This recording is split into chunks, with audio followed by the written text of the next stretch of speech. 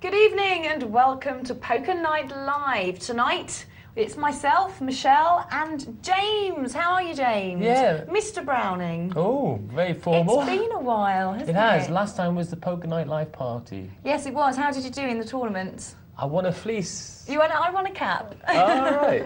Well, for those of you that don't know what's going on, we're Poker Night Live. Tonight we're going to be learning how to play the game of poker. The style is going to be Texas Hold'em, no limit. How do we do that? Well, we're going to be watching games played live on the internet. There is a 5-10 minute delay before we see the games played out because we don't want our players to see their opponent's cards. We, however, can see everybody's cards. It's a fabulous way to learn the game. James here will be helping us all the way. He'll be answering your questions and he'll be commentating on what we see. Now, do remember it's amateur night tonight. That doesn't mean if you're really good at poker you should turn over because we will be discussing things and we do like to hear from you guys that know a bit more about poker as well. And you can help the guys out there that can't play the game. So if you'd like to learn and if you have any questions at all to do with poker, please do get them into us. The text number is 62211. There it is on your screen. You can text any questions into us. You can also email them to us if you please. That's the website, poker@pokernightlive.co.uk. I'll get to the website in a minute. You can call, you can have your say, 0906 270 80, and we'll play your message live on air. And of course the web, www.pokernightlive.co.uk. So if you would like anything to be discussed or if you see anything you're not sure of, do please ask us using those methods. James, if you wouldn't mind taking us around the tables we're going to be watching tonight. It would be a pleasure, Michelle. And we're starting off with a baby sit and go, $2. Just kicked off with the starting level there of 10.20, but we've lost a player already.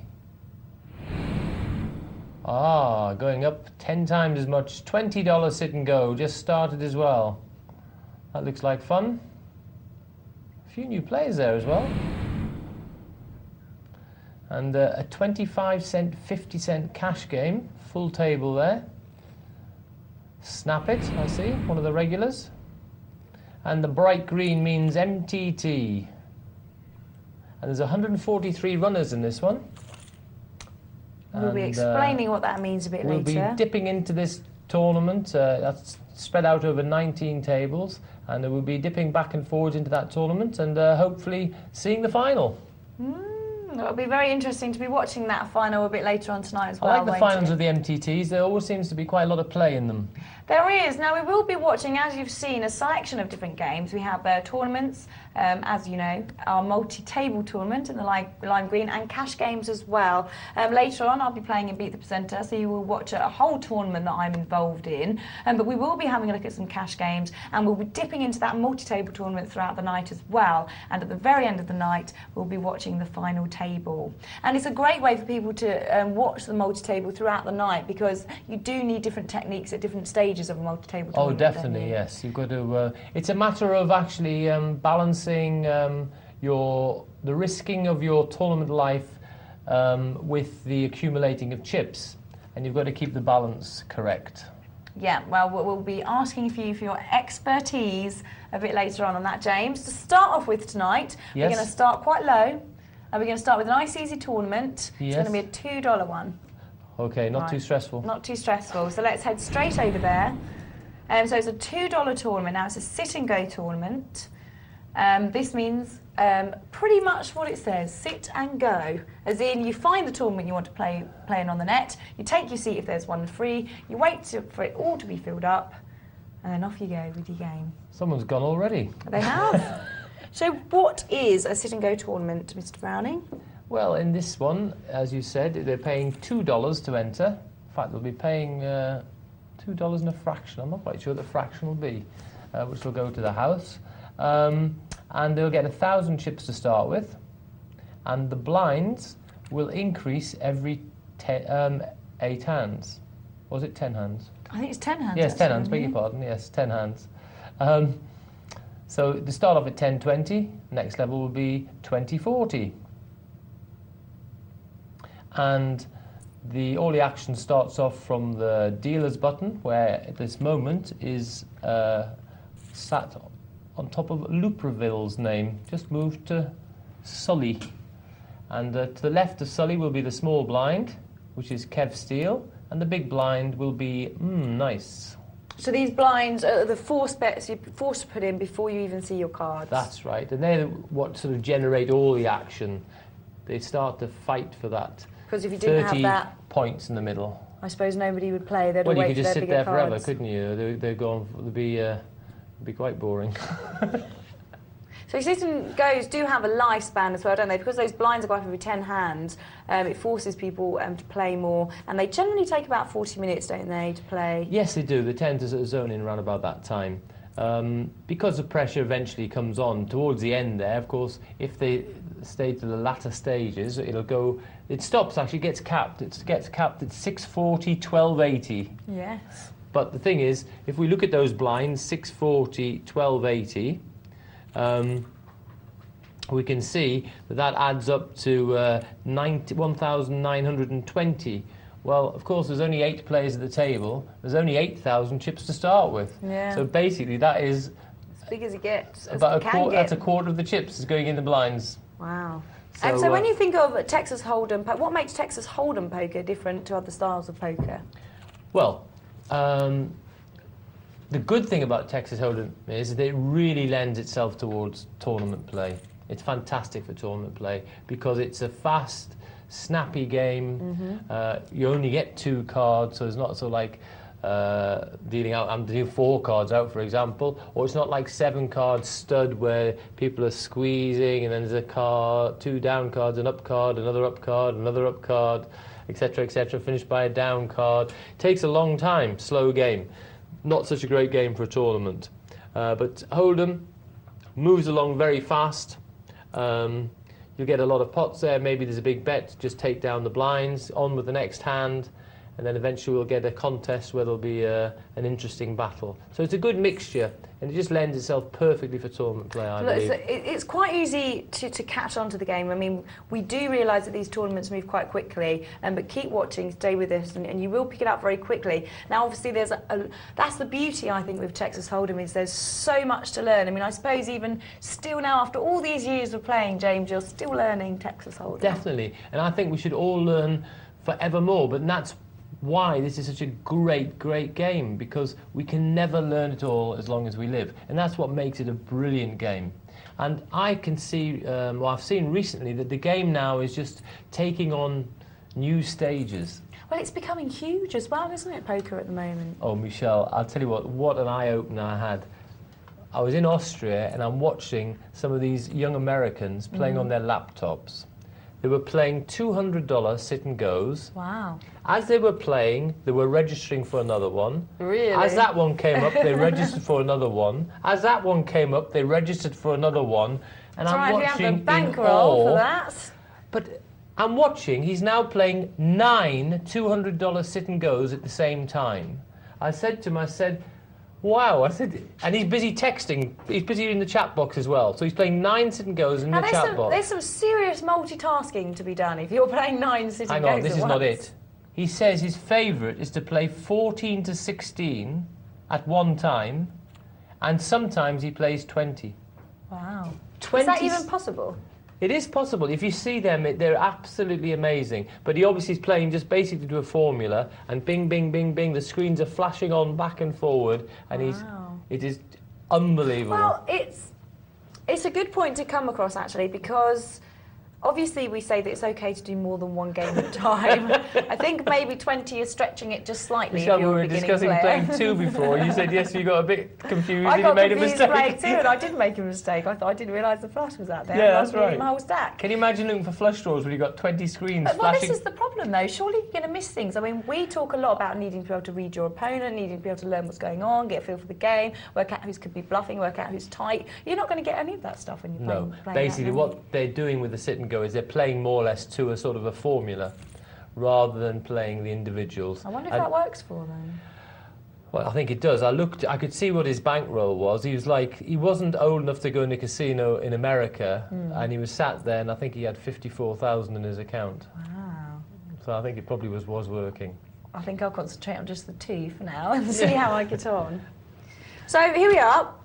We've got 8 players to start off with. They've all paid $2, and for their $2, they've been rewarded with 1,000 chips. So it's a do to a death competition. Once you've lost all your chips, you will be out. Sounds like a game on the playground, doesn't it? You're out. You're out. You're not playing anymore. And now, top 3 places will take a prize. The first person to win, the first place will take 50% of the prize pool. Second, 30%, and third, 20%.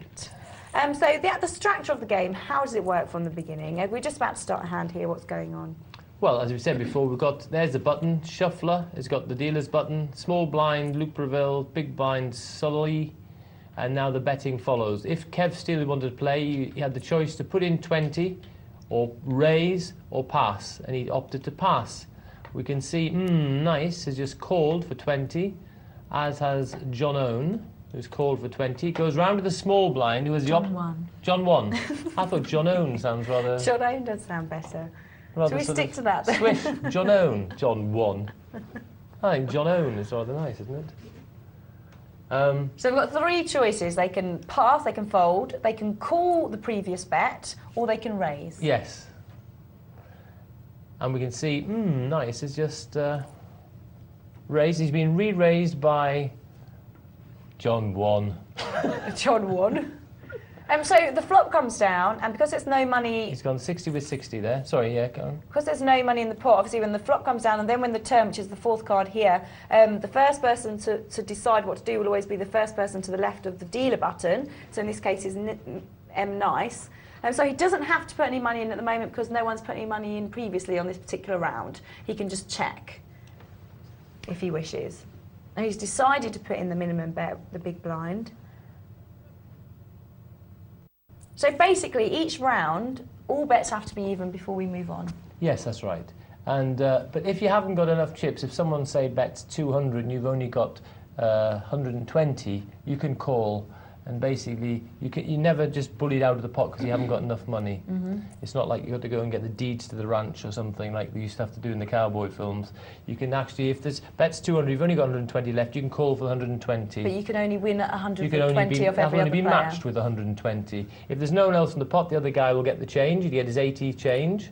If there was someone else in the pot who put in 200, and then that 80 and his 80 would go in a side pot, which you couldn't win if you were the 120 person. So that they would, first of all, there'd be a result for the main pot, which you'd be involved in. Then there'd be a result who won the side pot. Well, we'll just go through this a bit clearer as well, because it does start getting very complicated. So we'll take an example, let's say, using the people on the screen. So let's say we've got Luke Breville, Sal and Kev Steele. Let's say they're all in a pot. Yes. And they all go all in. All right. If they all went all in now, or if you just take the money away, he had 1,070, 1,230 and 2,050. I thought you said we we're going to keep it simple. Well, no, it's okay. In this case, no, we'll do it. I'm not going to bow down to this one. We'll battle it out. So they start off with 1,070, 1,230, 2,050. What would happen would be if they ended up all in. Therefore, the 1,230 would be matched by the guy who had the 2,050.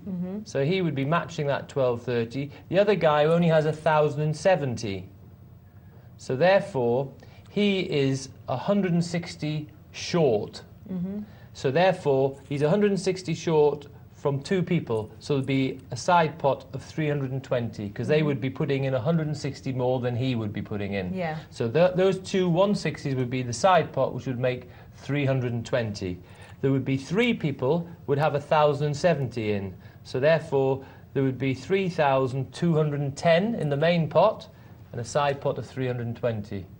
Right, You so really woke me up, Michelle, you've woke me up early in the show there to get that one, haven't you? Wow, thank you very much. I mean, Sal, because I've just travelled from Newcastle today and you have to test me straight away. I've got to test you, James, because you need to be on it for Poker Night Live. We need to get all your poker wisdom through. So Sal there, he would only be able to win because he's only got, well, even now 870. He would only be, if he was all in with Kev Steele and Luke Breville, he could only win 870 off Reprieval and 870 Yes, off that's Kev right. Steele. Now, Kev Steele, obviously, if he went all in as well, he would actually get 810 chips back, and because he only has to match Reprieval, who's a 1230.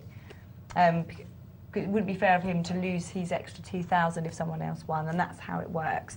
So if someone's in front of you with 200 chips and you've got 1,000 and you go all in with your 1,000 and they call you 200 and the two of you in the pot, you get 800 back because you can only lose 200 to him. Yep. Right, let's see what's going on here. Stato. Do you need a break after that, there. James? Or are you okay? Can you carry on? I can carry on, I'm fine. It's got the cobwebs loosened. So the blinds now are 20-40. We see Shuffler just calls with 7-8. And in early stages, I don't mind that if you can get away with it. Remember, we're looking for the best 5-card hand out of 7. We are. And there's 2 ways to win. You can either have the best hand when it comes to the showdown, or you can make your opponents think you've got the best hand and make them fold to you. That's right. At the moment, let's have a look what's happened here. We've got the flop of 5 Queen King.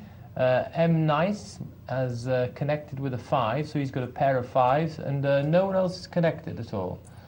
But whether he knows he's winning or not is another thing. He's actually checked. Well, he must fancy he's winning because he's actually checked and then called the bet from Shuffler, who was just actually trying to make a move because he hadn't connected himself. Now, we're interested to see how it gets played out now. An ace comes. Nice is checked again. Is Shuffler going to fire a second bullet? But we can see that Shuffler There's 360 in the can push him middle, off. and he does fire a second bullet, and in the end that was good play. He didn't just try the one bluff, he fired the bullet again, and he got Nice to pass. Now, the problem there is, Nice, when he called the first time, he's only thinking on one level. He's just thinking, shall I call, shall I not? He's not thinking ahead. What he should be doing there is, you say, right, if I call now, what happens next? Well, okay, in the dream world, he would like to click a 5 and have trip 5s, then he'd be pretty sure that he was winning in his mind. Or he'd like to hit a 6 and make 2 pairs, and he'd think, I'm probably winning. But it's more likely that he's going to miss both his cards. So now what's going to happen next? He should be thinking about that when he first calls. Because when he first calls, it's not just that bet. He thinks, how's he going to continue? Is this a worthwhile proposition, me even calling in the first place?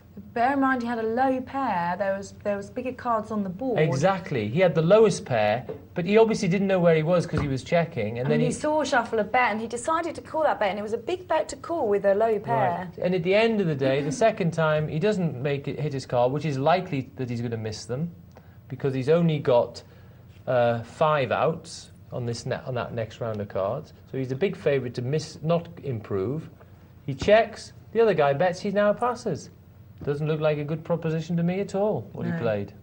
If you're not sure where you are with your 5s, don't call a bet. If anything, raise it and really see if the other guy's got anything. If he was prepared to call a 120, how much better off would he have been if he'd bet 120 straight away? Yeah. Because everyone else would have passed. Because Shuffler wouldn't have tried it on with his 7-8 he'd have passed. He'd missed. He He'd would have have passed. taken it down. So he'd have had better use for his money. So therefore, this is a great example, isn't it? By pulling this to pieces, we can see if you want to further yourself in this pot, a better way to do it would be to be the aggressor yourself. Because if you're prepared to call, well, why not be prepared to bet? To bet and try and push everybody else off. Exactly. Well, this is very interesting, but they've both hit top Last pair bit, here. yeah, sorry. Yeah, go on. But one has a lower kick than the other. Now, obviously, a lot of people in this case sometimes won't be able to work out who could win here. Now, it always comes down to the kicker. You're looking at the best 5 cards, aren't you? Well, it doesn't always come down to the kicker. That's not the right way to say it, is it? It always comes down to your best 5 cards. Well, your best 5 cards. Right, so that's how you work out if the kicker is relevant. I think it often comes down to the kicker. But if they've both got the high card, it will be the next highest card. It often comes down to the kicker, but not always. That's because that's going to confuse people. So therefore, we always then state what our hand is. So therefore, if the king's there, we've connected. We'll say we've got a pair of kings with an ace, whatever. in that case, it's obviously going to be likely, especially with the ace, when you've got the top kicker, it's likely that's going to be very meaningful. This is where when you come in with lower kickers. It's when you've both got lower kickers that another card can come, Can be quite scary. which can overtake, no, which can negate the kickers. If you're in there with, say, King 8 and I'm in there with King 10, and we make a pair and another pair goes on the board, if a queen comes there, then we share it because we've both got the queen kicker in the end. And sometimes the best hand can actually be on the board, can't it? And it can be, and maybe a flush will come on the board and it just wipes out everything. And then you get a split pot. So we've got 7s and 8s here, and we've got a big ace-king as well. Yeah, look at this. Full house 7s. And against trip jack. So this is a disaster for the jacks here. He needs to hit a 4. Or hit a 3 would work now. A 4 or a 3, because that would give him a full house jacks, but it hasn't come, and the full house 7s has stood up. 3 7s, 2 jacks.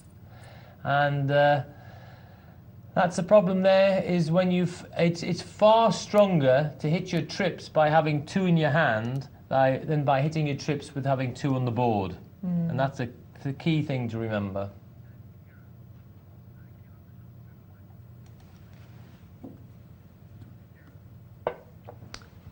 John 1 hits his king, but that's a scary flop because there's 3 diamonds. Kev still could be holding some diamonds, but then Kev still doesn't know that John 1 hasn't got diamonds either.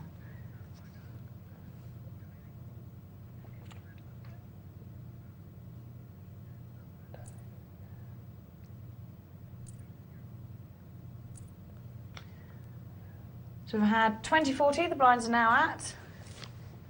Ace 10, King 9. Now your first decision is going to be, do I play with these cards? Which is a very difficult decision to make. Bear in mind, your hand is going to change drastically from 2 cards to 5 cards. So we will need to talk about how we can make that decision and what we can use to help us make that decision. Well, let's have a look at this to see what's happened here. We've got the King 9, he's hit the top pair. And we've got John 1 has hit a flush draw, because he's got 2 diamonds in his hand and 2 on the flop. And Lou Preble has got a pair of 10s. Anyway, the flush draw has decided to whack in 200 into a pot of 280. Very aggressive play. And how does the king feel about that? Wow, and he got the king to put it down. Well, What were we talking about earlier? Making your opponent think you have the better hand? Well, that's right. Well, that was a good example there. We saw the one before, if we recap, with the 5 and 6, who decided to check, call, then check and pass. But in fact, we've seen the opposite here. John 1 says, well, I would be calling if someone bets because I fancy trying to hit my flush draw. I'll tell you what, I'm going to bet instead. So he made a move. We do advocate aggression, don't we? It's usually well, when in doubt, be aggressive is pretty good maxim. Really? Yeah, when in doubt, be aggressive. If you've raised pre-flop, say you've got something big like I'm not an ace advocating king. necessarily that play there with that small flush draw, to tell the truth. As Right, he's got away with it, and his good point is he was aggressive, and he's picked up that these people may be going to put it down. But I wouldn't say I would do that I wouldn't do that every time with that. That's for sure. Okay. But his aggression, I said, if in doubt, he decided, okay, I'm going to have a go. I don't mind it. If you've got big cards pre-flop, now this is a scenario that happens a lot. If you're sitting, say, with something like Ace King, yes, and you obviously raise it up pre-flop, yes, maybe 3 times the big blind or 4 times the big blind, you come in and you miss completely, which does happen a lot, as we know, all the time. It's good. Yeah. What can you do? 2-1. In fact, you're 2-1 against it to improve. It's going to happen 66% of the time, more or less, that you're going to miss. What factors do we have to take into consideration when we're deciding what to do? Because sometimes, because you've been in the aggressor before the flop, even though you've missed, sometimes another bet on the river, hoping that your opponents have also missed, can push them off. But it is dangerous as you don't have It is dangerous. anything. What you've got to take into account here are 2 things. What you've got to take into account is, 1, what is your table image? How often have you been playing? How often have you been raising? Have you got a very tight image? Have you got a solid image? Right, if you have got a solid image, it's more likely that you're going to be able to push people off a hand. The next thing to take into account is how many opponents are there? Well, the optimum number of opponents to have to try and make what we call a continuation bet is just to have one opponent, because it's more likely that he or she has missed her hand as well. So therefore, as long as they haven't got a pocket pair, they are on the same boat. They're 2-1 against to have improved their hand. Wow, so they quite easily could have missed the flop like you have. So therefore, against one opponent, I think should be making this continuation bet, even when you've missed. I think you should be making it probably 70% of the time. As there are more opponents, then I think you have to sort of bear that in mind and be more cautious. And then it also depends on position. If you're out of position, if you're first to speak and there's 2 opponents, it might not be right to make the continuation bet. So you've got to bear in mind how many opponents there are and your position.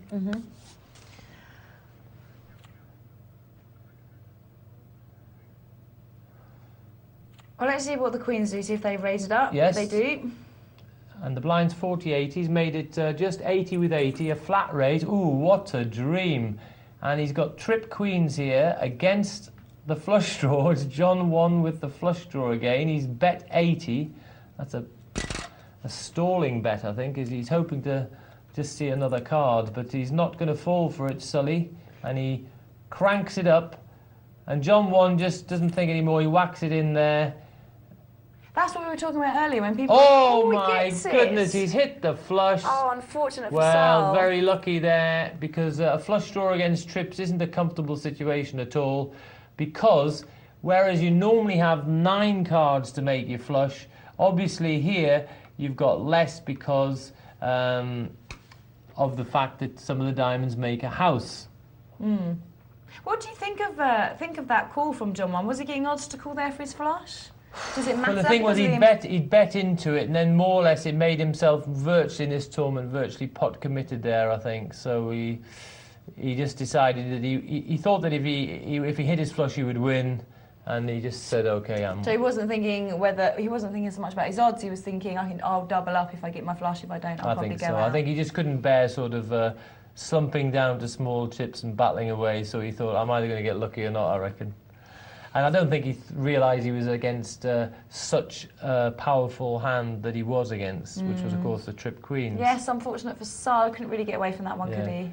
The queens there had actually... Well, listen, he was unlucky, very unlucky. He'd found one opponent. It was a perfect thing. He'd only done a minimum raise, but it worked. It had thinned the field enough. He'd got the one opponent. That's all he could wish for.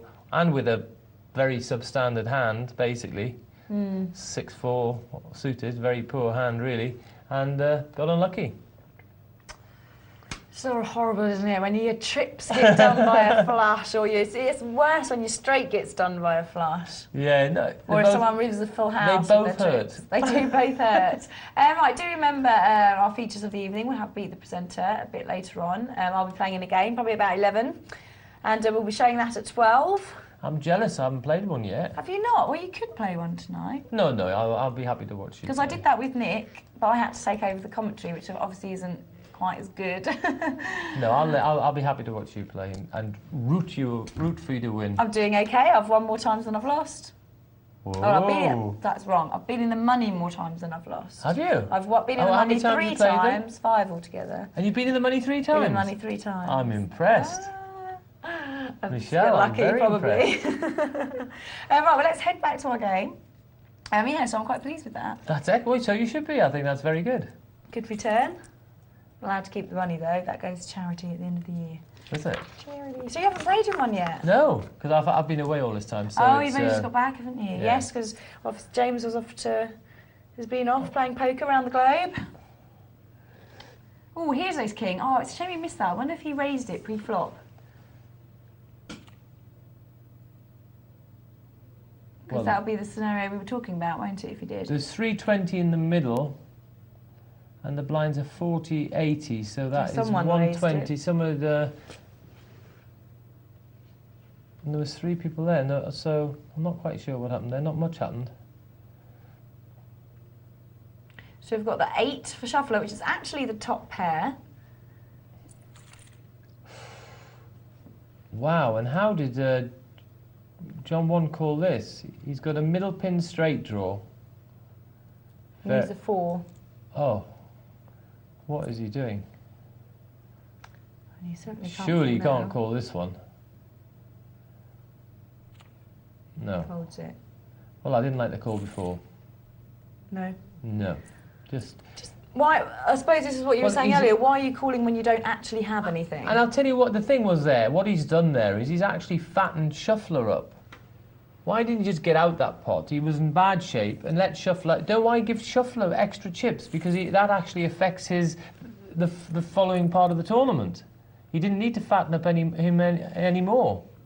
So that was poor. You had to think about that as well. We've got to start thinking more than just about the cards in front of us. We've got to look ahead in all different ways to see what our actions do to affect the whole game, what our actions do to affect the play in a hand. We can't just be looking at, oh, shall I call, shall I pass, that's it.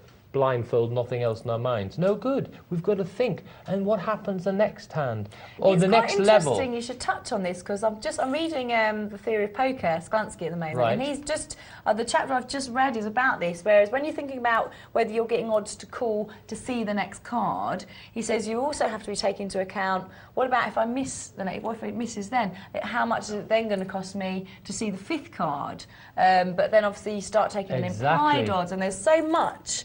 You can't just think, like you said earlier, you can't sit where you are and think what you want to do right now. You have to think, because you've got so much more action to be had before you get to the end. That's right.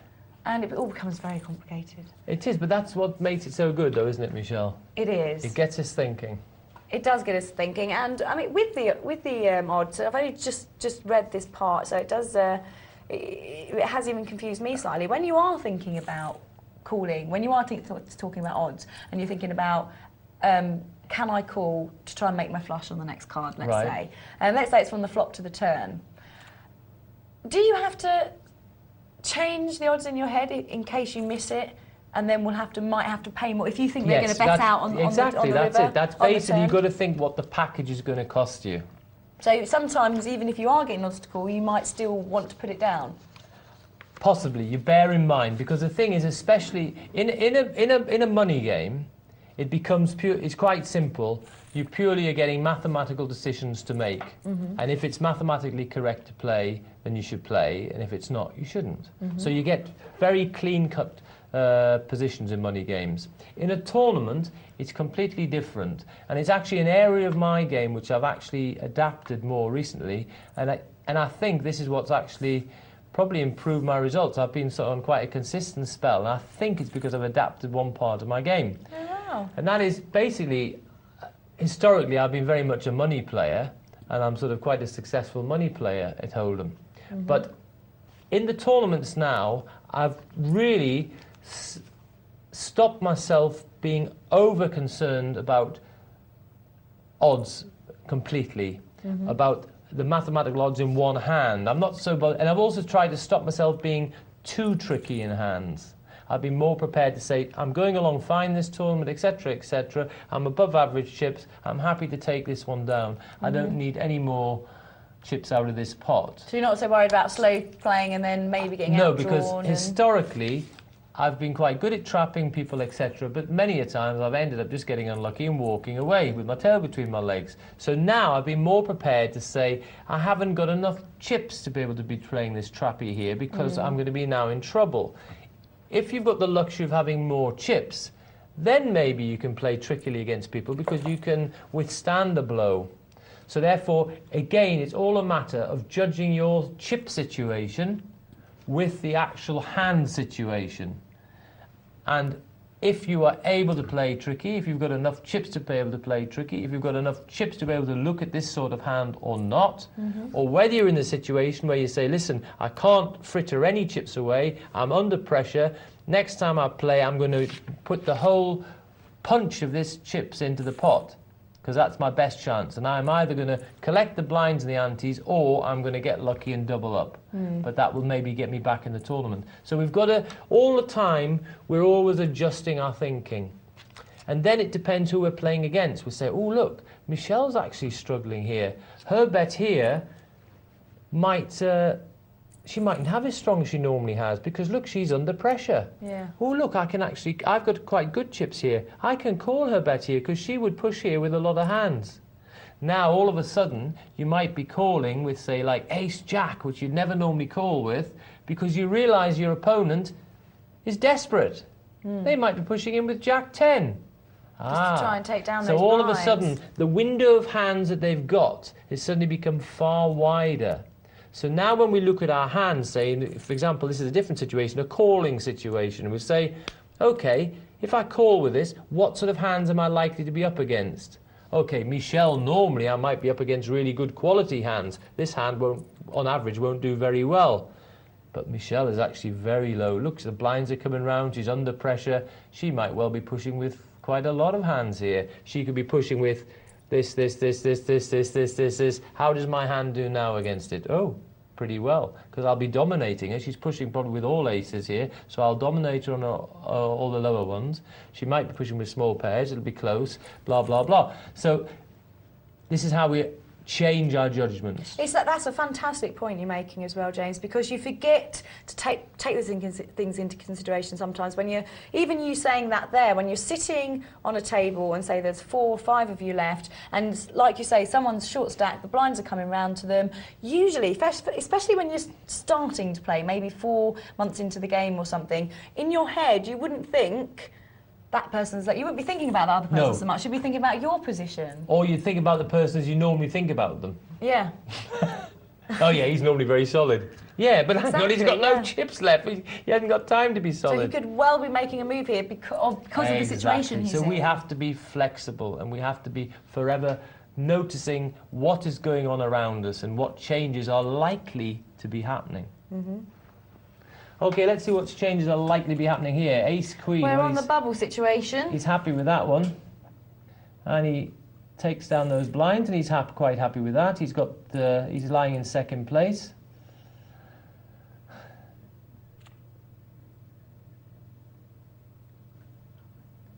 John 1 decided to put that one down. Shuffler, he's 16-20. So what's he going to do here?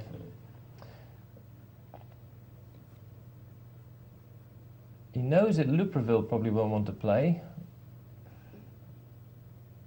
Not because I can see he's got 4-7, just because of the number of chips Luperville's got. There's a lot of hands he wouldn't want to play with if Shuffler had made a move there. Now we're down to 4 people, bear in mind we started with 8. Can you start loosening up your play a bit? Well, yes, but you should pick who you loosen up against. So basically, if you think, for example, I think as Shuffler with that time there, with that 6-7, I'd have actually popped in a bet there because I'd have thought Luperville, who had less chips than me, would not want to get involved. So basically, I was just playing against one person. So therefore, I think there'd be a good chance I could take down the blinds that last time. That's a fantastic point as well. When you bluff, and this is something I used to do as a learner, sometimes I go, I'm going to try and bluff this because everyone's checked. Yeah. But I used to do it against 4 people in the pot with me. Which is obviously would never disastrous. work. But I Yes. never used to think of it like that. And it's a good point to be made, isn't it? And that's a mathematical decision there as well, because basically what you do is you think what the percentage chance of a person passing is. But of course, when we have 2 people and they've both got that same percentage, and you've got 3 people, they've both got that same percentage, and you've got 4 people, they've both got the same percentage, all of a sudden, the chances of them all passing is like minuscule. And that's that just really, purely mathematical. It really improved my game when I started to realise that. As soon as I started realising when was a good time to bluff and when wasn't, right. it really helped and my game. that is also the point I was trying to make earlier with the continuation bet. Say after we've done the raise with our ace-king, we've missed the flop, we don't want to be doing this continuation bet against 3 people. No. Because it isn't going to come off.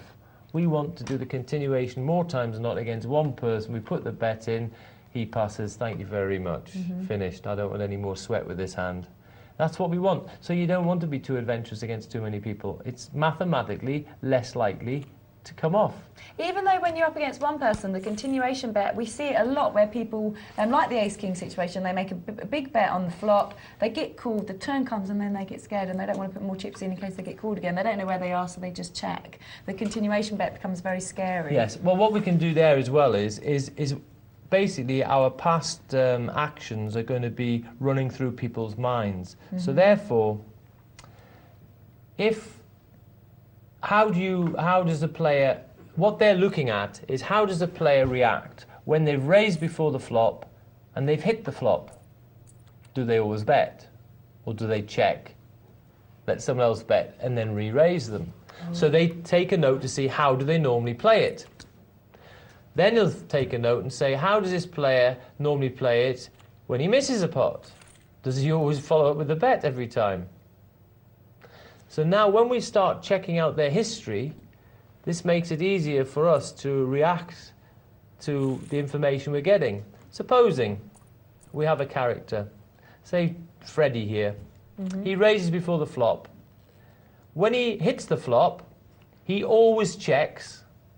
Suppose he's got ace-king, he hits a king. So he's got a lovely one, he's got top pair, ace-kicker. He always checks, he waits for someone else to try and bet, then he comes over the top of them. And let's say, when he raises pre-flop with ace-king and he misses, he always bets. Well, he now becomes quite easy to play against, doesn't he? Yeah. And this... Because now we're very wary when he checks. We say, well, hang on, he's probably hit. And now when he bets, we say, we re-raise him. And I can hear a lot of people at home now saying, well, how are we supposed to know what he does? Because we don't always get to see his cards, so we don't know what he's doing. But we do see them some of the time. Sometimes. And that's where we take note of how he played it. And we rerun the hand in our mind to see how did he play it. So if you see somebody check raise, and then you get to see their cards, and take note of that, try and say he's done that once, he'll probably do that again. Yeah. We take note to see, and so therefore we have to vary our play ourselves. So therefore sometimes when we have a strong hand, we've got to be able to check with it sometimes. Now, this is lovely, because now when we've raised with ace-king and missed the flop, we can check with it. And if they've seen us check with strength before, they might think when we've missed it, we're strong. So now we can get to see another card for free. Yeah. Without having to do the continuation they may just check at you. But we have to show them we're capable of checking strong hands on the flop. If they've never seen us check a strong hand on the flop, they're going to bet us out of it. And I suppose what you have to remember is people are taking these notes on you. Oh, definitely. So it's very important that you take those notes on them. And although it seemed a bit of a chore at the time, just listen. Take your time doing it. Just every now and again add a fresh note about a player. Put it in the box there. You'll be bit by bit you'll be getting more information about them. Okay, even if we're lazy, just write one thing down. Don't try to write it all down. And bit by bit we'll build up a picture of the players we're playing against. Well, I had one that saved me the other day. I had a note on a player from quite a while ago, and all the note said was, pushed me off with second pair. Right. That's all it said. And when I come round to him again, he'd bet strong at me. I had top pair, and he bet a ridiculously huge bet, and I was going to fold. And then I looked at the note, and I thought, I wonder if he's being tricky. And I re-raised his huge bet, so it cost me a hell of a lot of money to do it, and he folded. So I thought, so he's done it again. I put him on 2 pair or trips or something like that. But then I read the note, and I thought, I wonder if he's trying it again. Did you add a bit to your note? I put on the note afterwards, I took his money back. I didn't even got my money back. Right, so they definitely work. We're still in the bubble stage here, Mish. Yeah, someone's going to go out in the bubble. That means the last position that's not paid. Well, it's still a pretty, apart from Luperville, who's struggling definitely, because the blind's now 163.20. In fact, it's all. I think the next hand's a key hand for Luperville. It's going to be on the big blind. He's going to have 320 in the middle, which is only going to give him 460 left. So he's going to be virtually pot committed, I think. And Kev, I think he's going to take this down. I'm sure they realise that Luperville's got to play next. So this is a great time to do a bet by Kev, because his opponents are very likely to pass. Because they can see Luperville is going to be under pressure. Now, when you're on the bubble situation, Can you sometimes sit back? Oh, but he didn't pass. Shuffler decides to call with King Jack. Wow. And he gets his flush. He's made his flush. Luperville is jumping up and down in his seat. Yeah, I missed the bubble. I've only got 780 and I missed the bubble. That's what I was just about to say, is it sometimes worth sitting back hoping somebody else will be pushed off, and that's exactly what's happened there. Well, I thought that was a surprising call by Shuffler there. I would certainly generally rather be a better than a caller, and I thought that was a surprising call, especially when he realised Luperville had to play next. I suppose Shuffler thought he could afford it, and it might be a time to double up. Well, he couldn't really afford it. If it went wrong, he was in terrible shape. He would have been very low. Yeah, very strange call with King Jack. And because even then, you wouldn't have thought that he wouldn't, in his head, he wouldn't be thinking that Kev Steele is going to make a move. No, because Kev Steele didn't look to be the one who was that desperate. And as that, Kev actually did have a proper hand. It's a strange call, really. Still, it went in his favour. It worked for him. Yeah. Okay, well, look, we have an email here from Flirty Liz. Oh. Flirty Liz says, "Hi, James. James Browning." Is that how she speaks? Go on, do it again. Do it again. Hi, James. Oh. James Browning. Just James Browning. She says, "Glad to see you back. I've missed your commentary. Michelle and the rest of the team are very good, but you have that certain something that they just can't match." She says, "How was Austria? When I last heard, you were through to about the third day, but I never heard how you finished up." And then at the end she says, "Looking good as always." I'm sorry, Flirty Liz. I hope that's how you wanted me to do it. It's getting very hot in here. You've gone red, Mr. Browning. Have I? No, it was very sunny in Austria. Yeah. Well, look at that. You have an admirer. Liz, I finished 20... Do her an impression. Liz, I finished 21st in Austria. Thank you very much for asking, and thank you for your very nice comments there. Oh, you've made him blush. So I think we'll talk a bit about the tournaments later on. But thanks for asking anyway. Oh, have you got a little? She's got a little crush on James. Okay, well, we've got an email here. I thought you added flavour. Your voice added flavour to it, though. I won't tease you anymore, James. You will. Moving on. We have an email from Belgarian04. Good evening to you, Belgarian. He says, "Hi, I'm the new fish. I would just like to compliment you on the show. I have been watching since the early days with Dr. Tom. Anyway, Michelle and James, a bit of advice is needed. I have been playing online for 3 weeks now and have been getting some good advice by Shelby, who is a bloke. Let's get that straight, as he's a bit touchy when the presenters refer to him as a girl." Actually, you did tell me this, Shelby, when we were in the last tournament together, and I did mention something, I think, to the others. He says, "Anyway, I'm having success at sit and goes, and we'll get better with practice. Ring games I am leaving for now, as I can't get used to it being real money. My problem is in the multi-table games. I can get to the bottom rung, but can't get further. I know you need to be patient and timing helps, but what is the next step to get up the ladder? Any advice would be welcome. And Chipnuts, next time I play against you, stop bullying me." The words on my left, I remember now, Bulgarian. And I wasn't being a bully, I wasn't. So multi-table tournaments, a lot of people have these problems with multi-table tournaments. I can get to the bottom rung, but can't get further. Well, he's doing okay, but he doesn't seem to be winning. He's just not getting into the money. Okay. That's how I'm interpreting it anyway. Right, basically, what we're going to do is in the multi-table tournaments, you'll find on the site you're playing on there, you'll be able to keep track of exactly how many players are left in the tournament. You'll be able to see what the average chips are, and obviously you'll be able to see how many tables are left. And in fact, while you're playing, if there aren't many tables left, you can even click on the other tables and open them up and watch what's going on the other tables. Anyway, what we want to look at when we're in the multi-table tournament is to see where we are in relation to the average chips. So therefore check that out when you're playing. Also, what we've been mentioning tonight, which is probably a little bit complicated for beginners night, but we do need to touch on it, is basically how much play we have got left. So therefore, when you're in that multi-table tournament, if you're just not progressing very far, it probably means that it comes to a situation there where you haven't got many chips left, and you're probably still just trying to hang on too long, when in fact you probably will be needing to make a move and probably commit your chips in, either take down the blinds or double up your stack and then probably give yourself more play. So I think that's probably what's happening. You're probably just trying to hang on by your fingertips too long, when in fact you should take the opportunity to attack prior to that. Okay, well, do remember, if you have any questions, you can text them into us. The text number is 62211 and the email poker@pokernightlive.co.uk.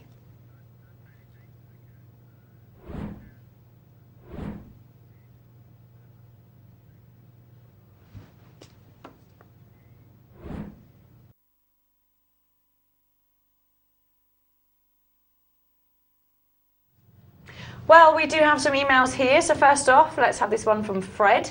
He says, "Hi, I've noticed people flat calling with poor quality hands and multiple betting with premium hands. Sounds good, but in the low limit games I play, they all flat call whatever they have and then almost invariably check to the river with still half the table involved. A raise of, say, 3 times the big blind is off, but there are still those who keep calling until the death, hoping to catch the one in 40 chance of hitting. With 3 or 4 left in this, reduces to a 1 in 10 shot. If this happens early on and I have committed half my stack, then I am severely disadvantaged. How do you get other players to respect the raises I make and not keep going for the low percentage draws that often catch me out? Don't know when I watch again, but a written email in addition to the verbal answer would be most appreciated." Well, Phil, I do hope you're watching tonight. James, it is a problem when you're trying to push people off, and I think this is more so when you maybe play slightly better than others, you expect them to respect you when you make a big raise. And a lot of the time people call you to catch these flushes when the odds are terrible. What can you do about that? The thing is, I think he did say he's playing in a lower stake game. Now, when you are playing in a lower stake game, you have to actually, in fact, when you play any game, you have to see actually what is the general raise which is happening at that table. Okay, you might be at a 2-4 game and the general raise is, say, 3 times the big blind. However, on the smaller stake game, you'll often find that you need to exert more pressure to thin the field. So therefore, experiment now. Experiment by saying, okay, I will raise 5 times the big blind in this situation. Let's see how that grabs them. Are they still going to play? So I think this is what one has to do. And maybe you have to go up to an even higher level. I've seen it in small games. In fact, I know there's a very successful Swedish player who plays the low-level games. He actually puts in very chunky raises pre-flop with strong hands. And as you say, people tend to just hang on in there. Well, of course, he's getting amazing value now because he's putting in such a chunky bet. He's still getting opposition. He's increasing the stakes when he's got a good hand. So my advice would be definitely push a bit harder in the smaller stake games. I suppose that the one thing you can say is you want those guys to be doing it. You want them to call you because they're going against the odds. So if you play that way continuously and they keep calling you, then eventually you will make more money off of them. That's right. And if you raise the level, hopefully you'll end up maybe just against one of them, or possibly 2 of them, and now you're going to be well on the right side of it. You'll still get fluctuations, but that's what the game's about. In the long run, you will be playing a bigger pot when you've got a bigger hand. That's what you want to do. We do talk a lot about playing the odds and making sure you make it either too expensive just for somebody to call you, or not give them pot odds for any particular hand. So if they're a 4-1 on their flush and you make it ridiculously expensive and they call, they're going to miss it 1 time in 4, and those...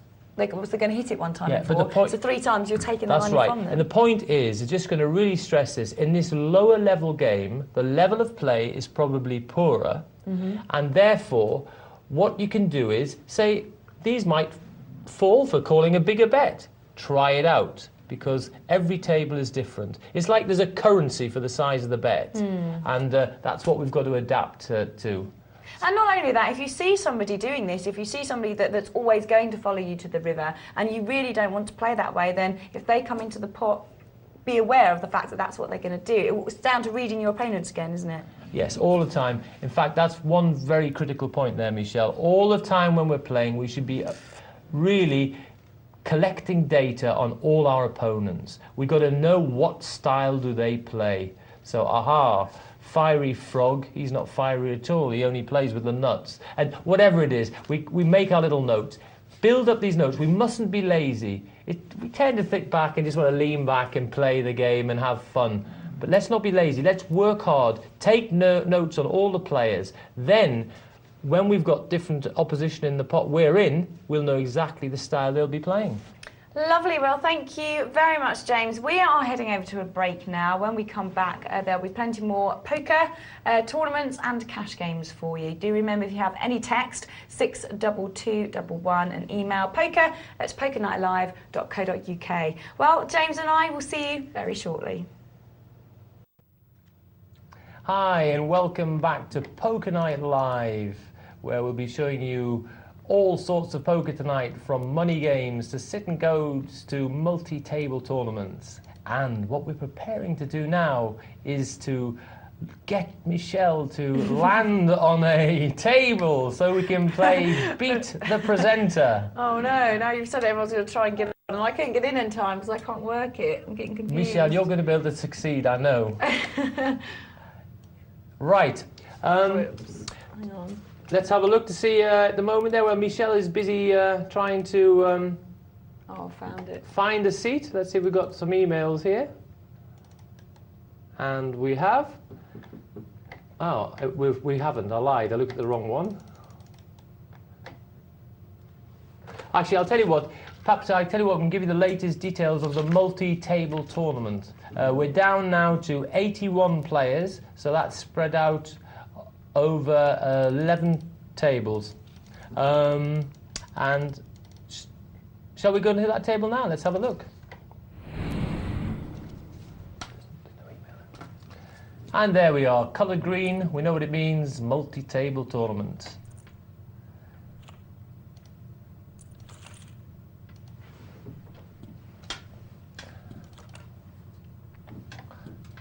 There we have Orpe. He's well chipped up there, 6,300. The blinds are 5,100. That's a nice cheeky name, isn't it? Chip Leader. Don't think he is at the moment, though. He's only got 1,955. So we've got Battle of the Blinds here. And the Ace-10 has made a big bet there and taken down the blinds, showing that using his muscle. He's got all the chips. He says, you've got to fight me. You've got to be prepared to put all your chips in the middle. So he's playing aggressively there. You can afford to. When you've got more chips, your chips actually aren't worth as much. So you can be more adventurous with them. When you've got less chips, it's like your chips are gold-plated, and you really have to think carefully before you use them.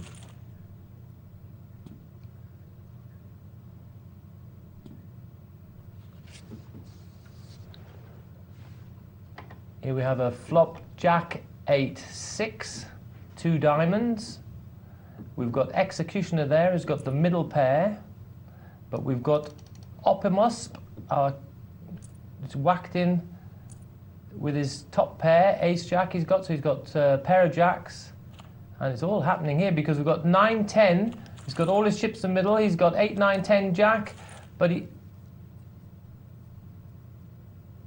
and what a result for him there. He's suddenly gone to chip leader there. Wow, a lot of action there all at one moment there. Actually, I missed a little bit of it there, I'm afraid. It was so fast. Well, we've got some big hands again here. Orpe there, after having got depleted his stack slightly. He's got ace-queen. I'm sure we'll see some action from him here. The big blind's 150. How much is he going to bet? Let's see what he's going to bet. He's made it 600, 4 times the big blind. He's sort of got more into line now. He's realised he hasn't got quite as many chips, so he's decided to cool down a little bit.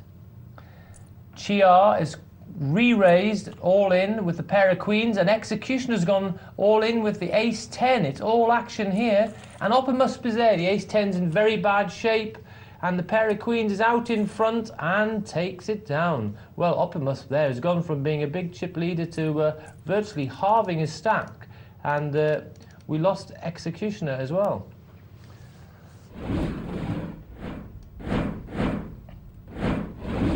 Okay, we're going to another table of MTT, and look at that, we've got some of our regulars there. We've got Snap It. He's there with a pair of aces, and he's got 1,300 in front of him. The flop, 3-9-6 of clubs. Snap It's also got the ace of clubs. No mucking around here. He just whacks it in here. He said, I'm happy to take down what's in the middle. Pair of deuces can't play. And the 3-4-5-6 could not afford to put the money in. One, he could have been... he didn't like the look of the fact there was 2 clubs there, and 2, of course, Snap It charged him the full price for his draw, and Carp Catcher didn't want to know. So Snap It did the good thing there. He was quite happy to take those chips down and keep himself marching along in the tournament.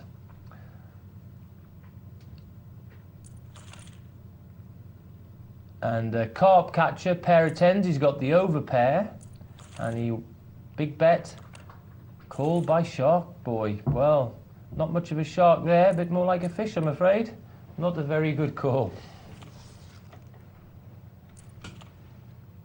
And certainly seeing a lot of action in this game here. Very, very lively. We've got a Queen King just calls. I don't mind that because you know my motto. Queen King rules in the land of the unraised pot. So Snap It doesn't want to make up the small blind. In fact, he had the ace. Now it's a check there from Balrog. Now Vint then could have actually had a bet with his king, but he's just checked it down. Well, he's going to win it just on merit. And there we are. Queen King rules in the land of the unraised pot. Proved again. And we're down now to 70 runners, and that's on 9 tables. Well, it's certainly a lively MTT, this. And Snap It there on the button with a pair of jacks. It'll be interesting to see how much he bets. Oh, he just calls with a pair of jacks. And what a dream flop. He's flopped the house. They'll never believe it. Snap It is wondering, how can I get paid here? And he says, well, I'll check because I don't believe there's 4 7s out there. I hope to goodness they can improve. He's unlucky. No one's hit anything. Is he going to put a little weedy bet in there just to try and tease them? Yes, he has. He's put 150 in the minimum bet. I read that one right. But it's hard for them to call unless they try to take him off it. Unless they thought it was a feeble attempt to steal. That's what Snap It's trying to make it look like. He's hoping that it's come over the top because Snap It knows he's got the business. But I don't think they're going to do it because Vint seems to be quite... I'm in, James. Quiet. You're in? I've got there. I'm so quick with my fingers. Click, click, click, click. You've got to be quick to get in there. All right. Can you come along tomorrow to get me in? I knew you'd make it, Michelle. I was confident. I said... and I didn't miss the $10 Buffy Be Good. I waited. Oh, my vision. Sorry, I waited for for the $5. Oh, you waited because I haven't played a $5 yet. I've done a $10, a $30, and a couple of $2. All right, you haven't gone in there just because you thought it'd be easier and it'll be good for your stats, did you? Have you? No, I come third in the $30 one. Ooh. I'm not surprised. You're playing well.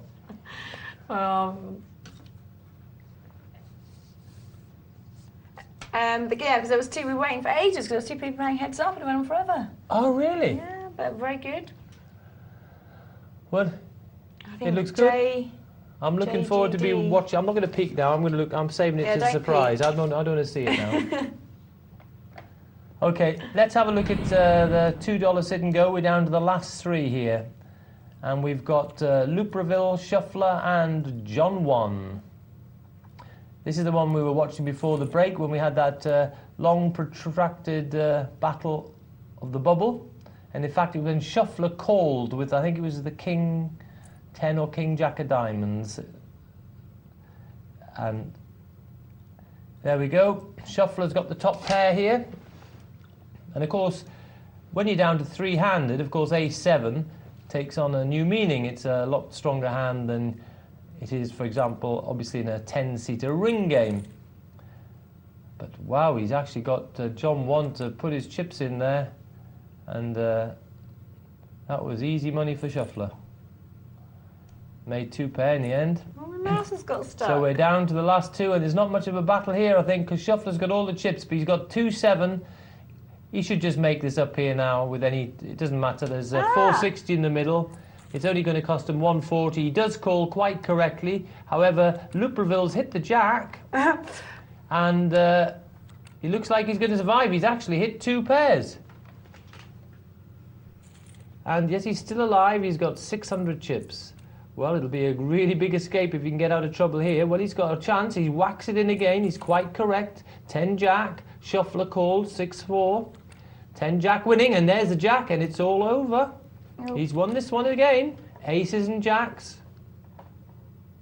I can't believe my mouse has got... I'm trying to put my mouse in, it's not working. James! Hang on a minute, I think I've got it. Oh, my wire's out, that's all. Here we go. Michelle's having trouble with her mouse. There it is. It's okay. Alarm? Panic over. They pulled my mouse thing out by mistake and I couldn't move it. What's going on now? I've lost where I am. You've lost where you are. I was looking for your mouse then. I lost the final hand of the sit and go there, Michelle. sorry, I had a panic. Panic. I thought you were disconnected. So we're a 25, 50 cent cash game now. And there's Snap It again. We've just seen him in the multi-table tournament. He's also playing the cash game as well. Multitasking. But seem to be doing okay because the maximum you can buy in for this game is $50. And you can see that Snap It has already got $106. So life is sweet. I'm not a minger. Ace-4 suited, he just calls. Snap It just makes up the small blind. Folly, I think he'll check that with his 10-6. Flop 3-4-5. So Folly's got an up and down straight, 3-4-5-6. Snap It sitting there with the overpair, and I'm not a minger with the middle pair. Well, I don't think the... he's also got a straight draw. Of course, that's the 2, which will be the bottom straight. He'd have the idiot end of the straight. Because if he made it, he'd have 1, 2, 3, 4, 5. Oh, and there it is. But luckily, he didn't get in there for it. But that gives us straight to Folly, 2, 3, 4, 5, 6. We can see what I mean by the idiot end there, because I'm not a minger would have made ace 2, 3, 4, 5. But he'd be at the idiot end because Folly would be sat there with 2, 3, 4, 5, 6. But I'm not a minger. Didn't fall for that. And Snap It doesn't fall for that either. He had the overpair, but he realised that it didn't fit in well with that flop. And he passed. And then we've got some stats of the pre-flop action. We see the number of hands dealt, and we'll see the percentage of hands raised and called. Well, Aldrich there seems to be pretty lively. He's raised 16% of the hands, but he's only had 18 dealt, so it's not too long a trial. So we'll be interested to see if he maintains this aggression. We've got Assiduous there, again raising as much as he's calling. Folly looks to be far more passive, calling 25% of the time. And the rest more or less playing a pretty similar style. But Clay there doesn't seem to play many hands at all. Raised 3% and only called 5%, so he's very, very tight. So we'll have a look to see if that's the case. So we're looking at Clay there, and we think is very, very tight. Snap It is raised with 10 king in late-ish position, and he takes down the blinds, and that's good. To get 75%, 75 cents, not 75%, 75 cents with your king 10 suited, that's good value. Your hand's probably not worth that much. It's a bargain. Better just to take that down. And if you're playing in a game and you're not content to take down the blinds, then you're playing in the wrong state game. Because in poker, if you took down the blinds more than once a round, you'd be a winner. Are you right there, James? I'm fine. I had a bit of panic there, sorry. Yeah, I was. I don't know. I still don't know what happened. I presume that the chip leader won it. No, I'll tell. Well, it saved my life, I think, because I nearly made a bit of a bluff that I shouldn't have, and I would have bluffed into a full house. Wow. And I didn't, and I got stuck. I didn't do anything, and. You got saved by the. And I got saved by the wandering mouse. How lucky was that? On this site, can you not use F1, F2, F... You probably can, but I start getting confused. Okay. Not all sites can you do that, however. Back to the cash game. Snap It. Just calls with his pair of tens. Folly just calls with the king-queen. Aldrich, I think, is going to be raising it up. and he makes it 1, a rather feeble raise. Why? Because I say that because there's so many people in the pot. 1, 2, 3, 4, 5 other contestants. He definitely needed to make a bigger raise. But he's been called by I'm Not a Minger with ace 4. And the flop's 5, 8, 8. No one's got an 8. Snap-It's obviously in front. He's got the overpair. Does he realise it? There's 475 in the middle. He checks. Well, I think that's quite a good flop for Snap-It. And I believe that he, not just because I can see he's winning, but I believe that he should have actually put out a bet. But however, let's see how he reacts to Aldrich's bet, who's the pre-flop raiser. And he's called it. Okay, so Snap-It does believe he's ahead, but again, he's found another great card on the turn. I don't quite know why he's not putting out a bet himself. He's basically gave Aldrich a free card there. So, and now he bets. Of course, he's not going to get called now. And I didn't fully like that, I'm afraid, Snap-It. I thought you were just overly cautious there. And in fact, at the end of the day, you did give your opponent just a free card.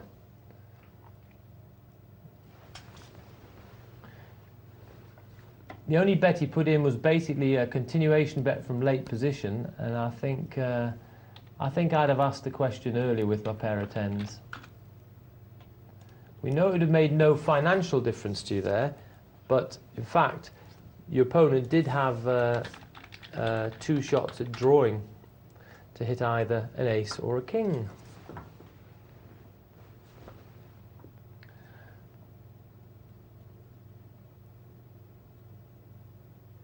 Clay, as we can see, very selective. Assiduous on the button. Is he going to try a little bet here with his 7-9 suited?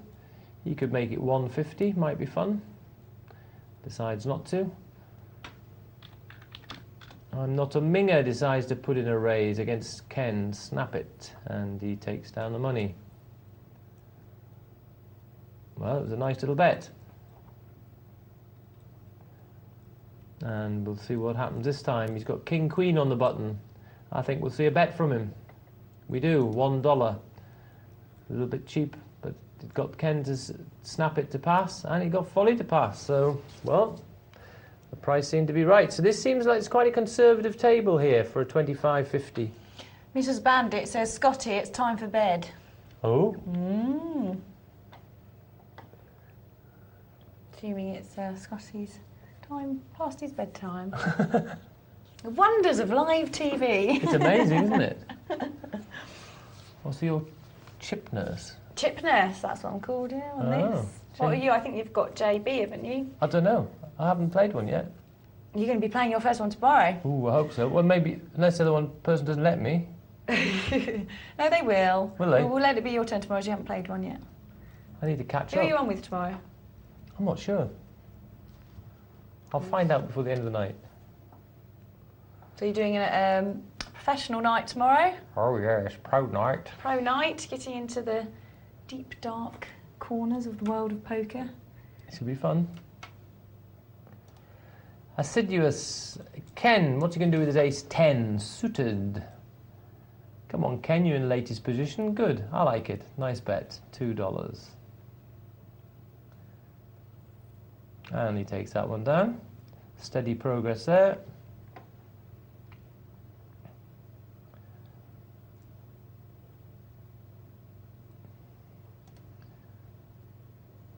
Dad's sitting with his pair of 9s and the small blind.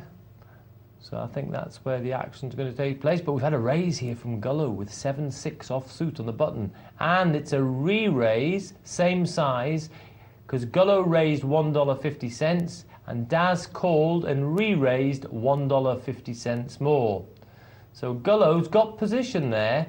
There's actually $6 in the pot, and he's getting 4-1 his money there with position. I think it was because it was such a small re-raise, I think he actually should have called there. Because he had position and getting 4-1, heads up, I think he should have called.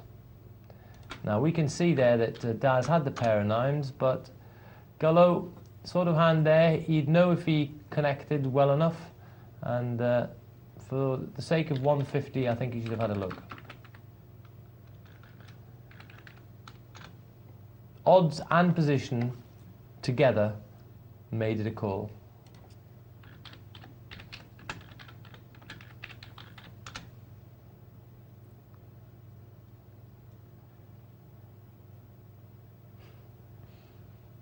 It's too easy for us just to suddenly think, aha, well, I'll make a raise with these funny cards in late position, I'm in position, I'll make the raise, but if the re-raise, I'll just pass. Don't just think, we must get away from making just automatic plays. We don't want to play by rote. We want to be thinking players. We want to be watching the situation. We want to be thinking players. The situation is forever changing in poker, and we have to be there to watch it and monitor it and to see how it's changing and how those changes are affecting us and how they are affecting our plays. Well, motley bunch of cards, apart from I'm not a minger who sat there with the ladies.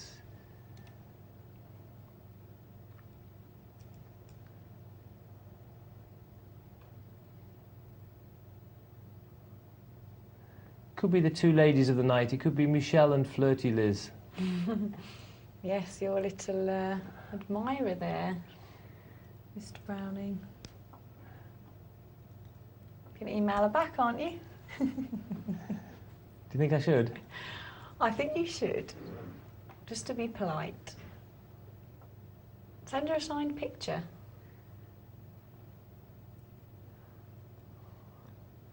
You'll have to teach me how to do that by email. Do you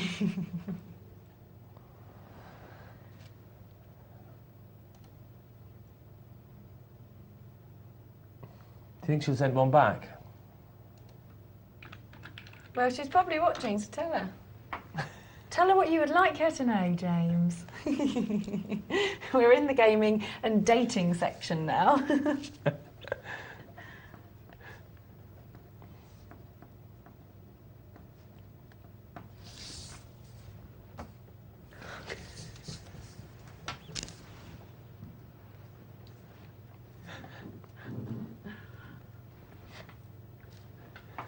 Aldrich. You're having to work hard, aren't you, for this hour, James? Contemplating. It might be now, it might be only 7 minutes. No, I'm only joking, Michelle. I've got confidence in you. I'm not Well, peeping you need anyway. to be I want to my say, I lucky want it all to be a charms. surprise for me when I watch. Aldrich is facing a bet from Daz.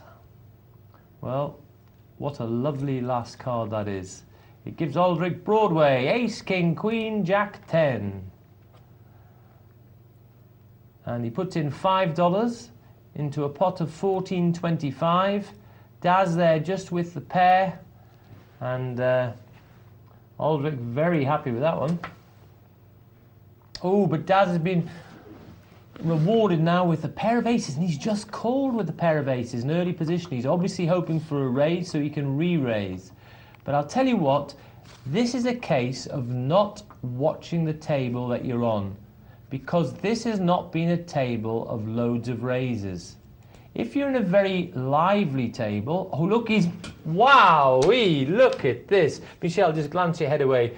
If you had aces, how would you like that flop? Ooh, nice. Why can't you get that in this tournament? That's what I need. What a beauty. He's flopped a full house and he's put in 50 cents.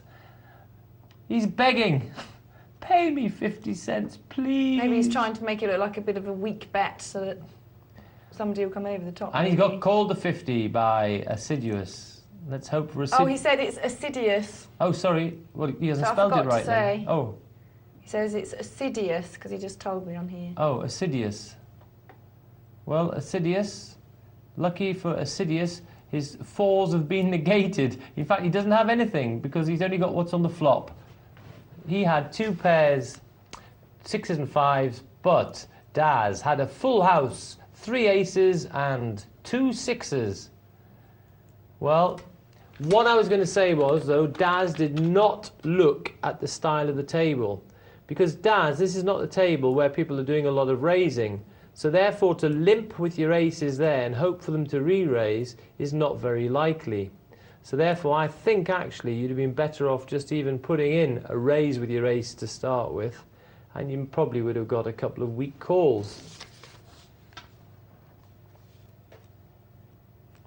If you'd been at a very lively table, well then I'd have quite liked your play.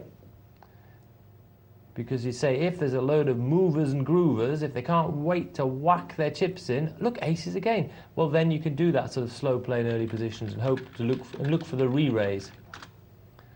Well, there's Aldrich with a pair of aces. Aces seem to be flying around. I don't know if any have flown to Michelle yet, but... No, send them this way. Could Michelle borrow your aces just for a second? Or two? Folly, pair of nines, Nina's. Nina's from Pasadena. Raises up to 2. Assidious. Correct pronunciation of his name, so he passes.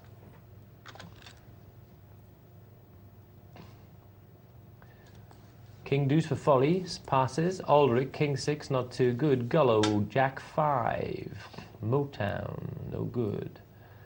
Daz, ace 6, just calls, pretty yucky. Ace with a dodgy kicker, just calling. Not a nice hand to limp in with at all. I'm not a Minger, doesn't have any of that. He raises up to 175, and Daz leaves his 50 cents behind.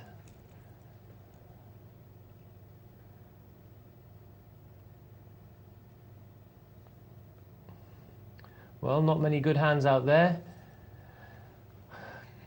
K9 for Gullo, but it's a bit too early for my liking and for his. I'm not a Minger, I think, could put in a bet here with King Jack. He's got Snap It on the small blind, who generally doesn't like to make up these blinds very often. So I think he could put a raise in here, maybe 150. No, he's just flat called.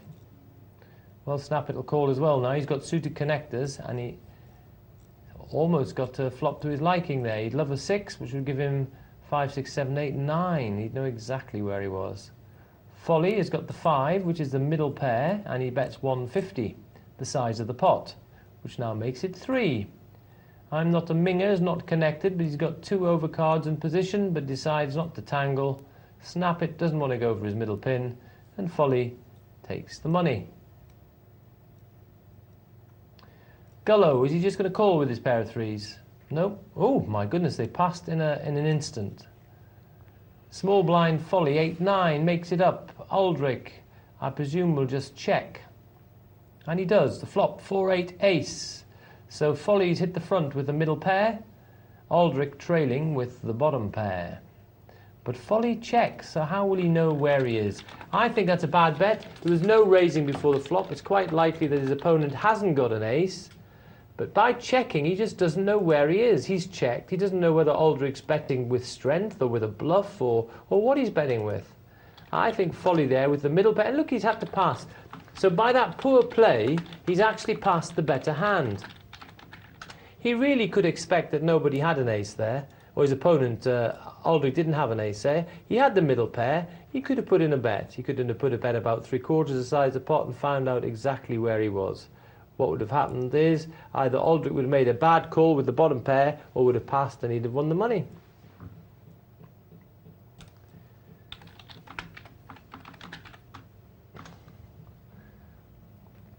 If you hear tapping, it's Michelle fiendishly typing into the chat box.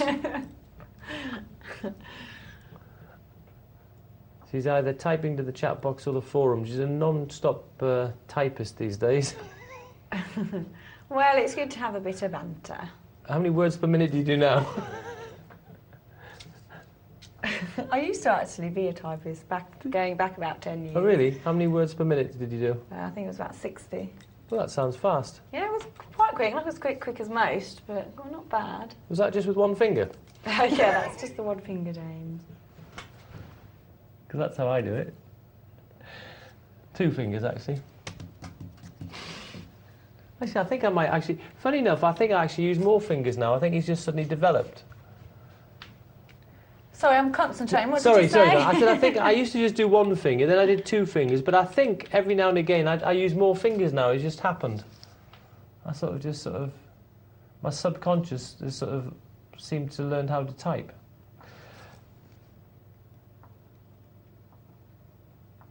Queen Jack on the small blind.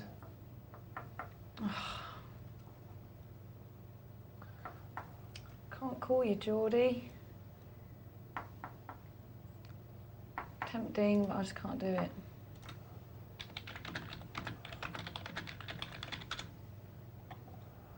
Oh no. It feels a bit funny this when you're sat next to me there and we're not, because it feels like we sort of like sat on the couch, we've had a row or something. You're not talking. Yes, I'm ignoring you, James. Yeah. No, you concentrate, sorry. Okay, pair of tens on the big blind for Clay. And it's a very adventurous raise from Folly, 7-2 suited, and just a call from Gullo with the pair of jacks. He's got position, he's got the button. Now, what's Clay going to do? We know that Clay's... Oh, he just calls as well. And look at this, Folly's actually hit the flop. He's hit middle pair with his 7 deuce. Clay puts in a bet. Ah. So he's like got second pair there because he's got the pair of tens, the top card is the queen.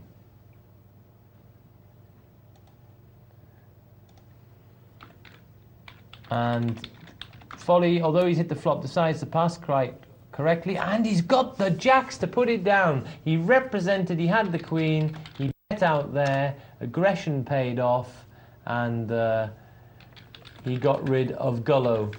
Well, Gullo there made a little bit of a problem, is that he actually, I think he should have actually popped in a raise pre-flop there, which he didn't do with his pair of jacks. He could have asked the question there and then. Because the thing is, he's now going to be looking at a flop where he doesn't like queens, kings, or aces.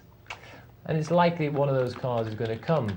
And although he's got position, in a way it goes against him slightly because the people ahead of him might put in the bet before him and you just won't like the situation. So because of that, I think with his jacks, he'd have been better off just asking the question pre-flop and just finding out who had what. So a little bit of an error there, I believe. Okay, let's take a look at the game again. And Jack's there for Folly this time. It's he's raising with a real hand this time. He was the one who put the raise in with 7-2, if we remember.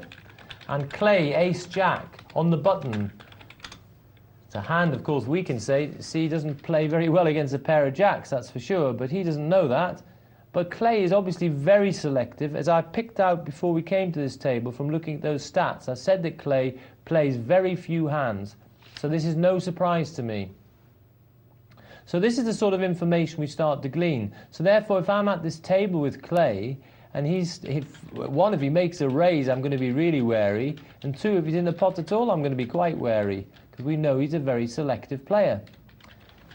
So, yeah, let's have a look, actually. Let's see if we've got... Can the boys in the back room click a button and give us some pre-flop folds? And, oh, look in the background. Just look at the little screen there. It looks exciting. Yeah, let's look at that aces there. I like to see the aces, see what happens. We'll click back those stats a second. There we go. He's raises up to 2. I'm not a minger. Will he get a contestant? I don't think he will, actually. No, he doesn't. Okay, back to the stats. Sorry, guys. We thought we might have had a bit of action. Yes, no surprise. Clay is has the highest percentage of pre-flop folds. So I picked that out from the stats we got before, and it's maintained its way. Snap it, again, the second most selective. I like his figure there, though, 78% pre-flop folds. I think is better than Clay's.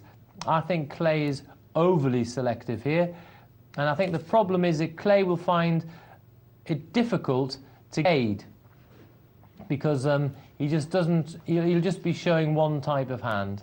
Anyway, it depends on the quality of the other players. If they don't notice it, he might get away with it. But we'll keep watching this space to see what happens. I finished, James. Well, I'm not happy to hear that. Well, you don't know whether the whole thing is finished yet. Oh, sorry. I don't know whether to congratulate you or not. I've got yes, or it might have been a damn. If I was looking for body tells, I don't think it's the tells of the winner, but I don't know, I might be wrong. We'll find out at 12 We'll find o'clock. out. I'm not sure. Yeah. Why are you... I've got to say hello to Tony Richt. Hello, Tony. Hello, Tom. You haven't got a big smile on your face, Michelle. Oh, a little smile now. I like your new lipstick.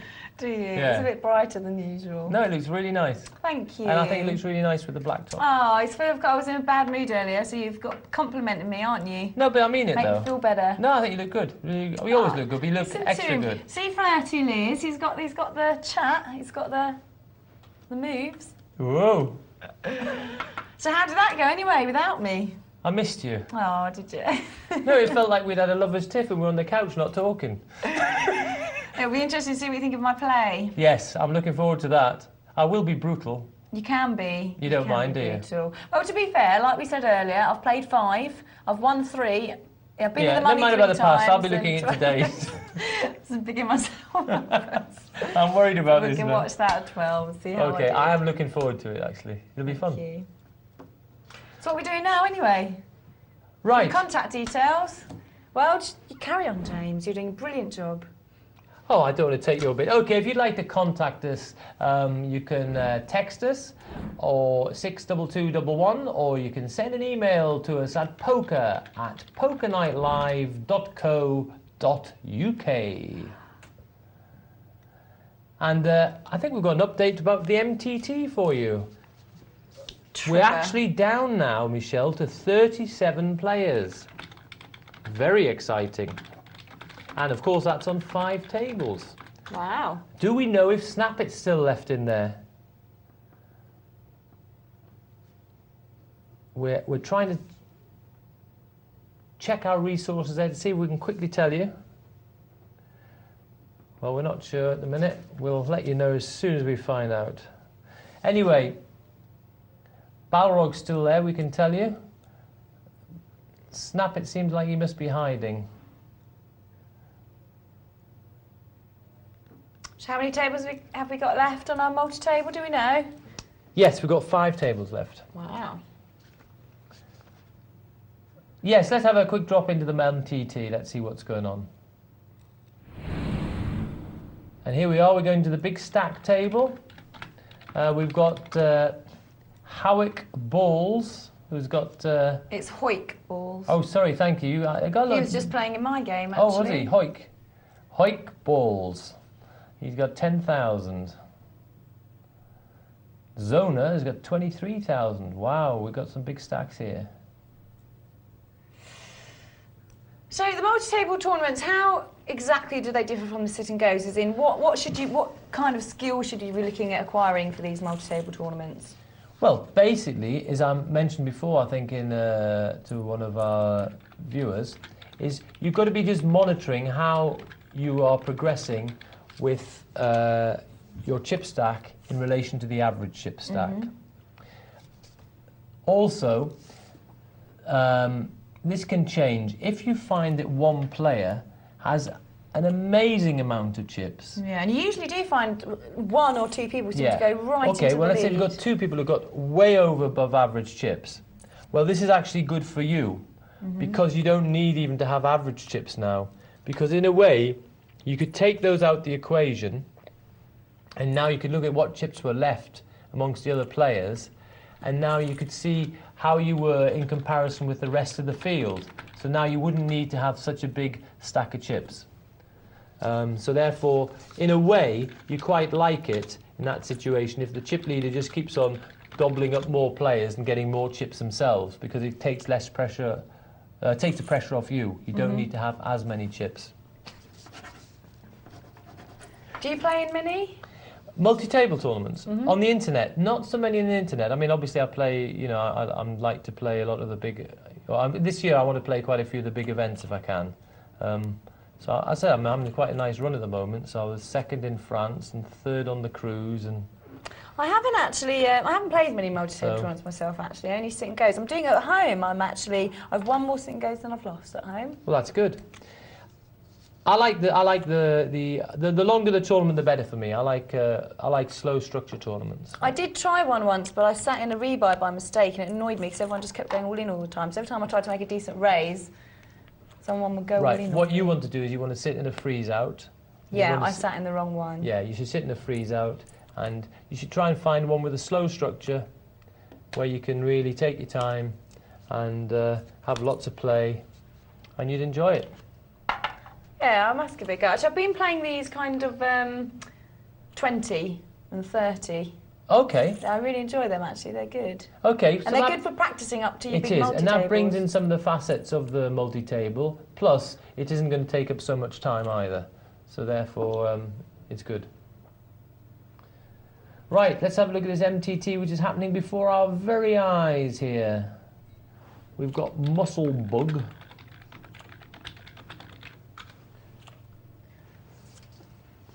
So, are we still on 37? Can someone let me know? Ah, we're down. 31 players, okay. 4 tables that'll be, of course.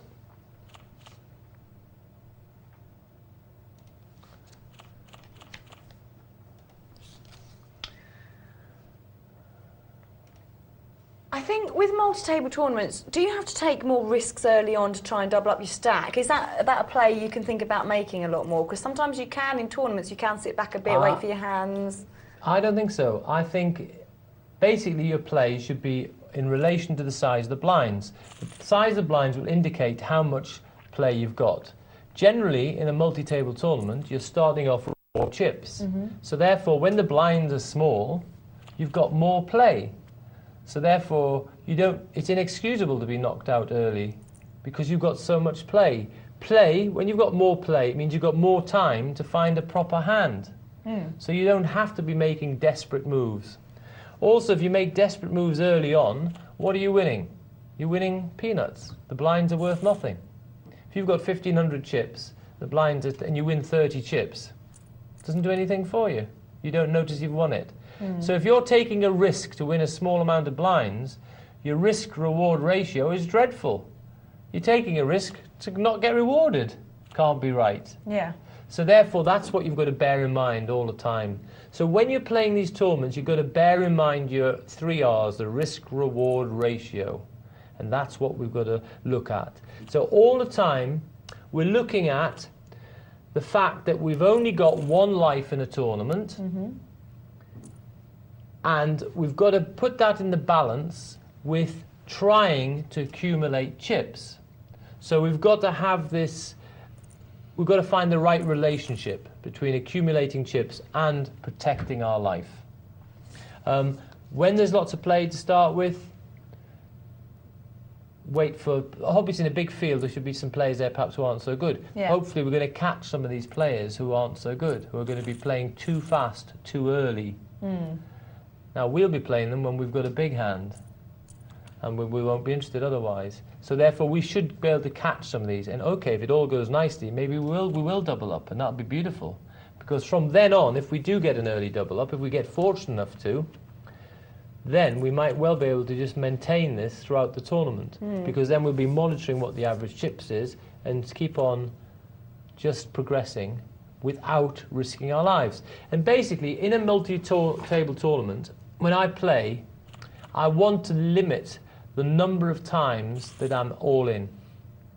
The more times that you're all in, the harder it is to win the tournament. Because with only 2 cards, anything can happen. Exactly. And it doesn't matter even if you're all in with great cards. Yes, like that last tournament when I went out 8th, I had aces. Right. I was up against it doesn't matter because the Jack more Queen. times you go to that river and it's a showdown, You could lose. yes, and that's So the it's those harder big it is risks. to win. And therefore, you know, when people say, oh, I lost this, I can't win the coin flips, I lost the coin. Listen, to win 3 coin flips, you're 7 to 1 against. 7 times out of 8, if you were all in, and it was your life risked every time, 7 times out of 8 on those 3 coin flips, you'll be dead. We can't afford to go in there, can we? No. So therefore, that's what we've got to bear in mind in multi-table tournaments. We've got to pick our moments. And a lot of the time, it's not always the cards we're playing. We'll be picking a position, picking a situation.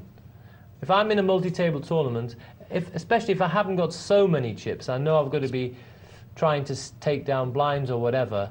It's not just the cards. I'll be looking at the opponents. I've already been assessing them. I'll be assessing how likely they are to call bets, etc. I'll be looking for any tells if they're happy about their cards. And I'll be waiting to find the right position maybe to make a bet. Yeah. And the cards mightn't be so important. It'll be, this is the right time. Because it's like you say about also learning the people that are playing around you, so you'll know when you think it's a good time to make a move against those particular people. And also pausing and watching. What I did well in Moscow, and I really made an effort to do it, I never looked at my cards until I'd watched everyone else. What, when the flop come out, or? No, before. I was the last one to look at my cards. Oh, and try and see people's expressions. I was watching them. I watched people. I watched around the table. I'd watch them pick up their cards and look at their cards and how they reacted to their cards. Every time I did this, watch their cards. And do you really pick up on things from people? I did pick up on things. Yes, I could see when people were just definitely not interested. And I could see when people perked up.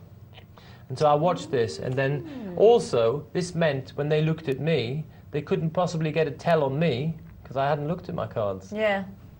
And also, I've heard someone say before that when the flop comes out, you shouldn't be looking at what the cards are, you should be looking at your opponents. Now, if they get what they want on that flop, they'll look up straight away and try and look like they've got bland expressions. They don't want people to read them. Right. If they haven't got what they wanted, they'll look at it for longer because they're trying to work out what exactly it is they have got. Oh, right. Because they're trying to search for something that they have, they're looking at it longer. Whereas if they see what they've got straight away, they'll look up. Right. And I saw that on the telly from a player.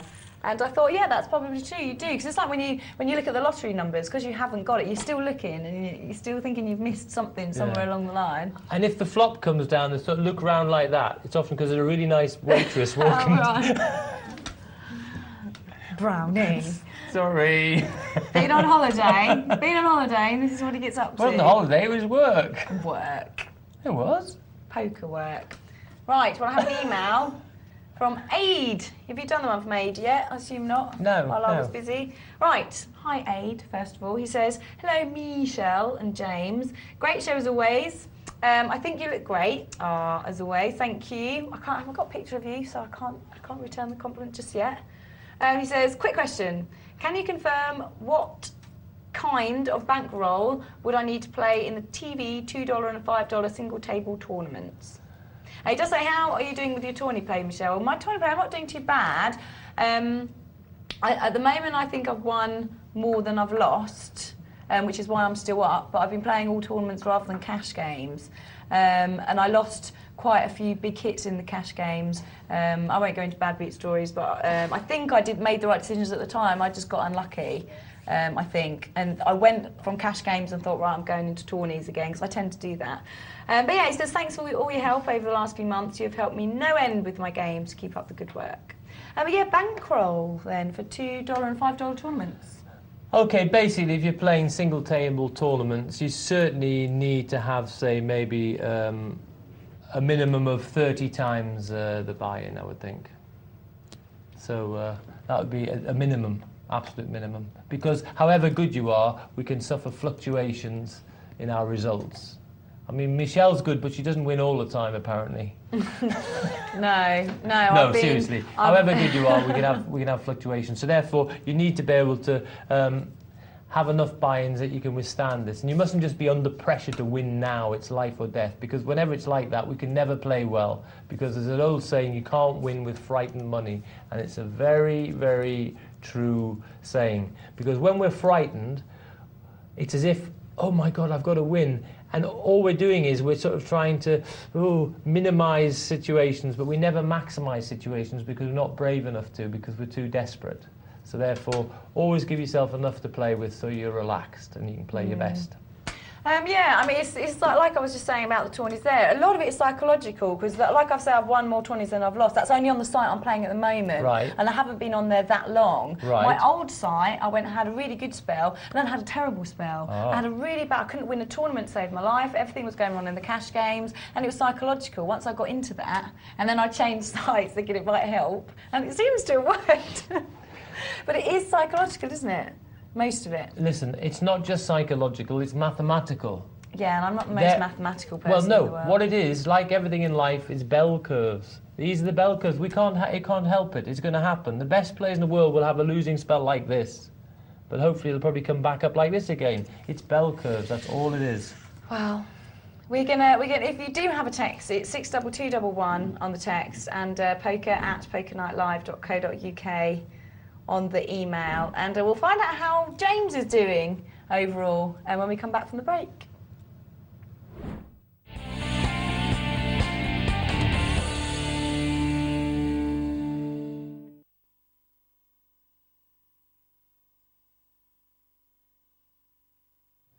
Okay, well, I want to talk to you, James, now about something that you've been up to, if that's all right with the guys and girls at home. I didn't think you knew.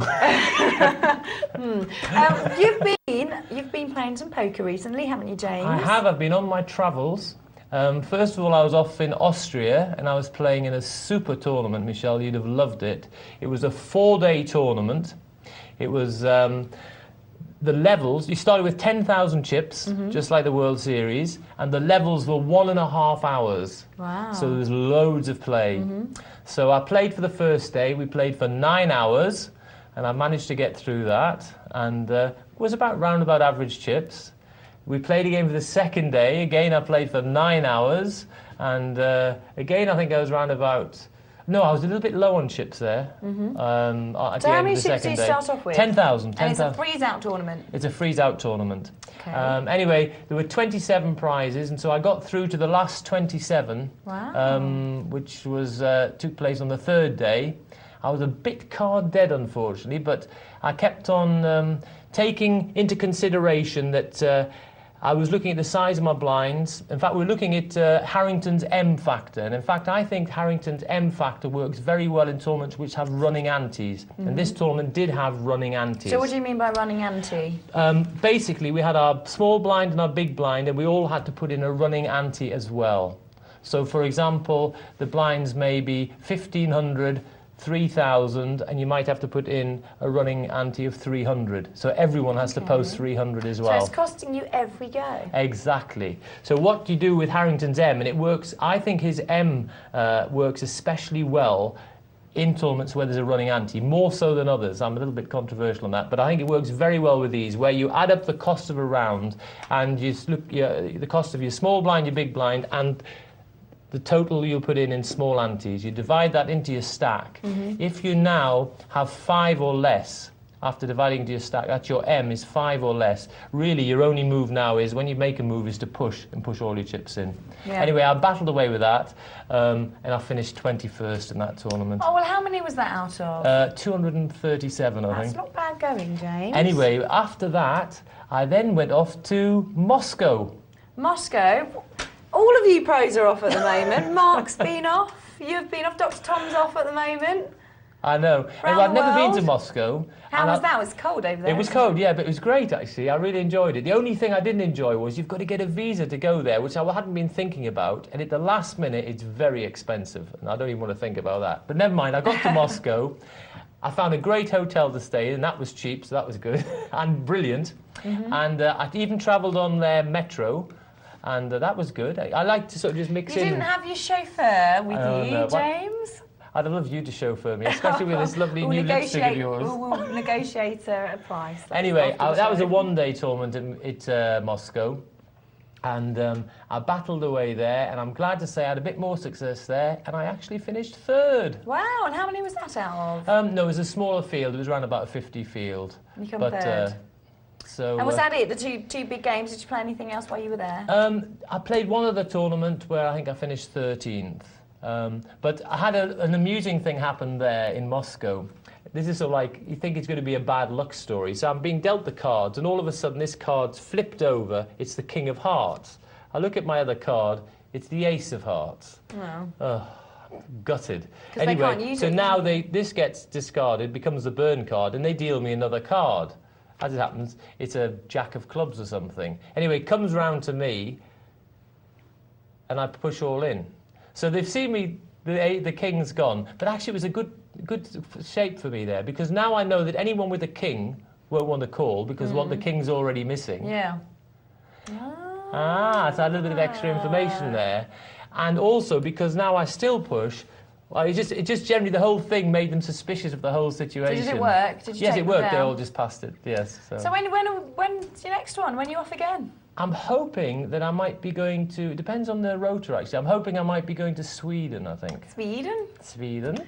Well, you enjoy that when you go. We'll all stay back here in England. Don't you worry about us working. And we do have to go to a break now. It all sounds wonderful. We'll be talking to James about his adventures as well a bit later. But we're going to a break now, and we'll see you when we return in about 5 minutes. So get yourself a cup of tea, and we'll see you then.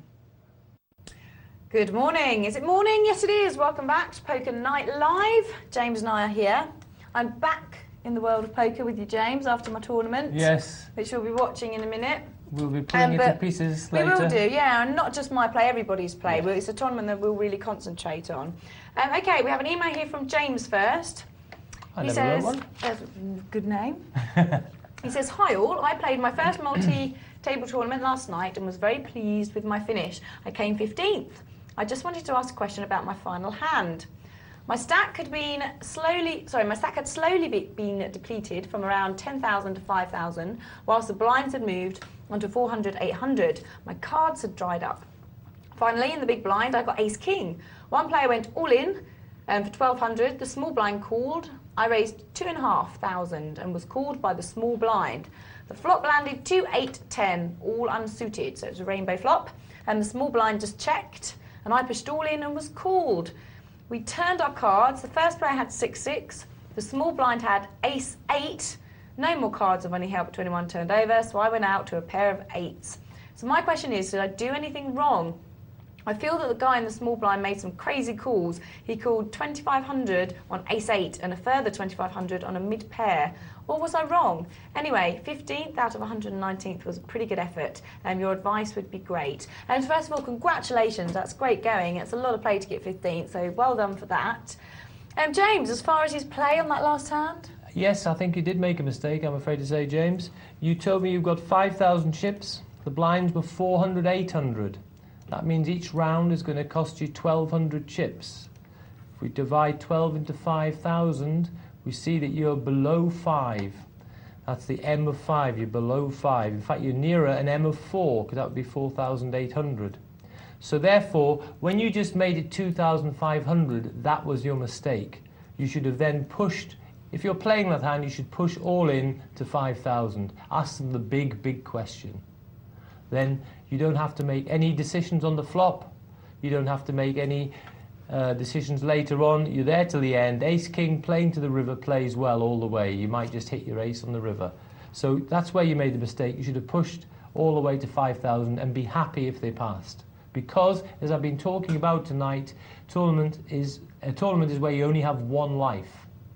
And therefore, we have to play accordingly. In this case, the bold play, asking him the big question, was the correct play, and you didn't make it.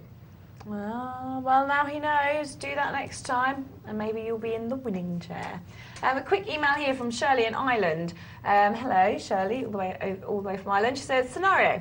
My favourite format, 5-table, 45 seats, sit and go tourney. I am 7th of 7 at final table. I don't get any cards, but the other players knock each other out, and I am heads up. I have only 3,000 chips, and my opponent has 64,000. Blinds are 800, 1,600 plus antes. With some luck and a few cards and great skill by myself, we are suddenly even in chips. He goes all in, I look at my cards and call. I win the hand and the tournament. I have won before, but never from so far behind. I can't even remember the last hand, it is a blur. I am still coming down from the ceiling. Pity it's only play money. Great show, you got me hooked last year. Well, Shirley, what a wonderful story. We do see people bounce back, don't we, from all sorts. Yes, we do. That is quite a comeback. I like that. Very descriptive email, Shirley. Excellent. Shirley, I think you've been watching for quite a while now. I think you've got to start dipping your toe into the water there. Give it a go. And have a little play in one of the very, very cheap multi-table tourneys. Yeah, you can play in a tourney for $1, can't you, some of them? You can. There's a fantastic tournament I know around there, dollar tournament. Yeah, play in that. I think they get 2,000 people and they add money to it. Find out a tournament like that. Play in that. It's great value. and you'll love it. And also the thing is, at the end of that tournament, the play will be more of a challenge to you because people there will be playing for something. So you'll be playing against people where eventually they'll be really, really trying hard. Where the play money, sometimes people do play a little bit sloppy, obviously, because it doesn't matter so much. But I think you're ready, Shirley. I'm confident. That's a great... It's good anyway. You've made your way back from all that way. It's very, very good. I'm looking forward to hear some future successes in some small tournaments. Yes, Shirley, let us know how it goes. Well, if you do have any questions for our expert, then do remember how you can text them into us, 62211. Or if you would prefer, you could email, and that's poker@pokernightlive.co.uk. We've got some updates in the MTT, Michelle. We're down to 15 players now. Wow. So, very exciting. There's 10 prizes tonight. And there were 143 runners to start with, and the first prize tonight is $429. So, do you know what? One night I'm going to play in the TV multi-table tournament. That'd be good. Yeah, I'll do it one night when I'm not busy. All right. For a laugh and see. I have to pick who's commentating that night. I'll just do it on a pro night, and you can really analyse my play. Right, my sit and go. Let's go there. It's time, Michelle, sit and go. Let's have a look. There I am in my seat one, like I always get. Yeah, Chip Nurse. Hoik Balls, Merlin, Carla, Bulgarian, Buffy Be Good, Miss Vava Vava, and Geordie, top left. Way, eh, all very friendly. Geordie. Geordie like you, George. George? James. George? So let's have a look. Now bear in mind, Carla there. I'm not on in the button. zone today. Well, we'll be checking you out. I don't want any excuses. We will be looking at your play. I might win it. And we've got to look to see these players to see what you're picking up. What should you be picking up when we're watching them? That's I was chatting. You were chatting, so therefore, first black mark for Michelle. Give me a big. Well, Michelle's got a hand here. Sponge. What are you going to do? I raised it. How much? Well, I meant to do 80, 4 times big blind, but the slider didn't go up when I pressed click. It just stayed on 60. Okay. That's okay. Because the mouse is on glass here, you see, so it gets slippy sometimes. But usually you find a raise for the table, don't you? It tends to be either 3 times or 4 times, doesn't it? Most people tend to stick to that. But I got one caller. This was the hand, right? I went for the bluff. I think I went to bet. Right. And I'll ask you in a minute. Don't have to. No, this is where my mouse went. Remember, I was panicking. Oh, it's with your mouse went. How wonderful is that? Because I thought, well, I've raised it pre-flop. Oh. No, I managed to do it as well. Only by 60. It wasn't big enough. I thought I was running out of time. I was like, quick, bet before I run out of time because I wanted to take it down. Okay, now 9 comes there. Hoik Balls doesn't like the 9 so much, just in case you had a 7. Well, see, I've got a gut shot now, but I may have gone for another little bluff, because only earlier we were talking about continuation Michelle's bets. talking about there. Yeah, because only earlier we were talking about continuation bets. In my head, I'm thinking continuation bets, push him off. You've been aggressive the whole time. Except early stages of a tournament, I don't believe in them. No? No. Well, my mouse was stuck anyway, so I couldn't do anything. Well, the mouse was stuck, okay. And it was wonderful, because obviously I'm up against 3 10s. Oh, and he checked. And now the full house. And now he's got the full house. Mr. Trappy, hoik. And your mouse was still out of action. Remember, I was fiddling about while you were trying. How lucky was that? I mean, I wouldn't have bet again anyway, but I don't know what I would have done, whether I would have gone for another steal or even a bigger bet. Anyway, the point is, let's have a look at this, Michelle. The thing is, here, in the early stages of a sit and go, I don't actually think you do the continuation bet anyway. No, because I think you No, I don't think you try it particularly. Other people might be playing cautiously as well, and they might, we don't, not obviously you've got a hand like this, but how much did he bet you out of interest? I can't remember. The pot was 270. I suppose he trying to make sure my mouse was He should be trying to get some money off you, I think. So what's he going to put in? I think he did bet. Well, you must do. And then I'd sorted my mouse out. He's got a full house 10s. He'd bet 100. Actually, quite nice bet. I like it. There you go, hoik. I like the size bet you did there, hoik. He bet 100 into 270. He really tried to get some chips off you there. Well done. He's tried a value bet. He just doesn't know you've got nothing. I mean, on the turn, I don't know if my mouse was working, what I would have done. If I was going to do a continuation bet, I would make it pricey. But bear in mind, at this stage of a tournament, to make it pricey, you're looking at 100. I've only got 880. I probably would have folded anyway. I would hope you would have done, because I think it would have been wrong. Now you're limping in with Jack Queen off suit. Yeah, but I was still fiddling, to be honest. And look, Hoyt gets Well, hang on. tens again. No, stop. What's this Jack Queen offsuit under the gun? I was fiddling about with my mouse and I wasn't really concentrating. To be honest. We seem to find the mouse because you found him to call. I know I did, but I was still checking. I didn't get anything and I folded, but I wasted 20 chips there. I should have raised it. Obviously, I did before with the... No, I don't think you should have raised it. It's early stages. Fold it then. I think you should have just folded. I think that was poor. No, we're going to look at your play, Michelle. What's the point of it? I told you I wasn't playing well. I was all in a tither. My mouse didn't work. I was not in the zone. Okay. It was all going wrong. Well, so now we look at it again with fresh eyes. I just checked it. I didn't get involved. I'm not keen on the flat call with Jack Queen under the gun. You've got to go actually, around the whole... let's talk about that, yeah, because I'm thinking, let's try and limp in and I might hit a straight. Yeah, but it's... I know that odds that aren't very much. Long odds, I mean... Because in the early stage, I think it's only 20, it's not much of my stack. Yeah, but you're under the gun. You've got to survive everybody else. To a raise, which is true. You but don't then they didn't, hardly anyone's been raising pre-flop as well. Well, it's just started, to be fair. I think it's a bit... Okay, I wouldn't have done that. And you would have been right. Well, no, because you can't tell one result anyway. I'm just saying the principle of it. We're just looking at the principle for you and for everybody else. You see, I don't like Merlin's King 5 there, a bit too early position as well. But okay, this table seems to be quite passive early on, so... I don't mind limping in later situations with even lesser hands. Well, yeah. Because, remember when you were talking before about making bluffs against numbers of people? Mm-hmm. Well, even if you're trying to limp, it's your position is so important, because you've got to get past so many people without them raising. So the more people you've got to get past, the less likely you are to get past them. Do you understand? While I've hit a straight. Michelle, yeah. do you understand what I'm saying? I don't think I get paid off here, though, with the king.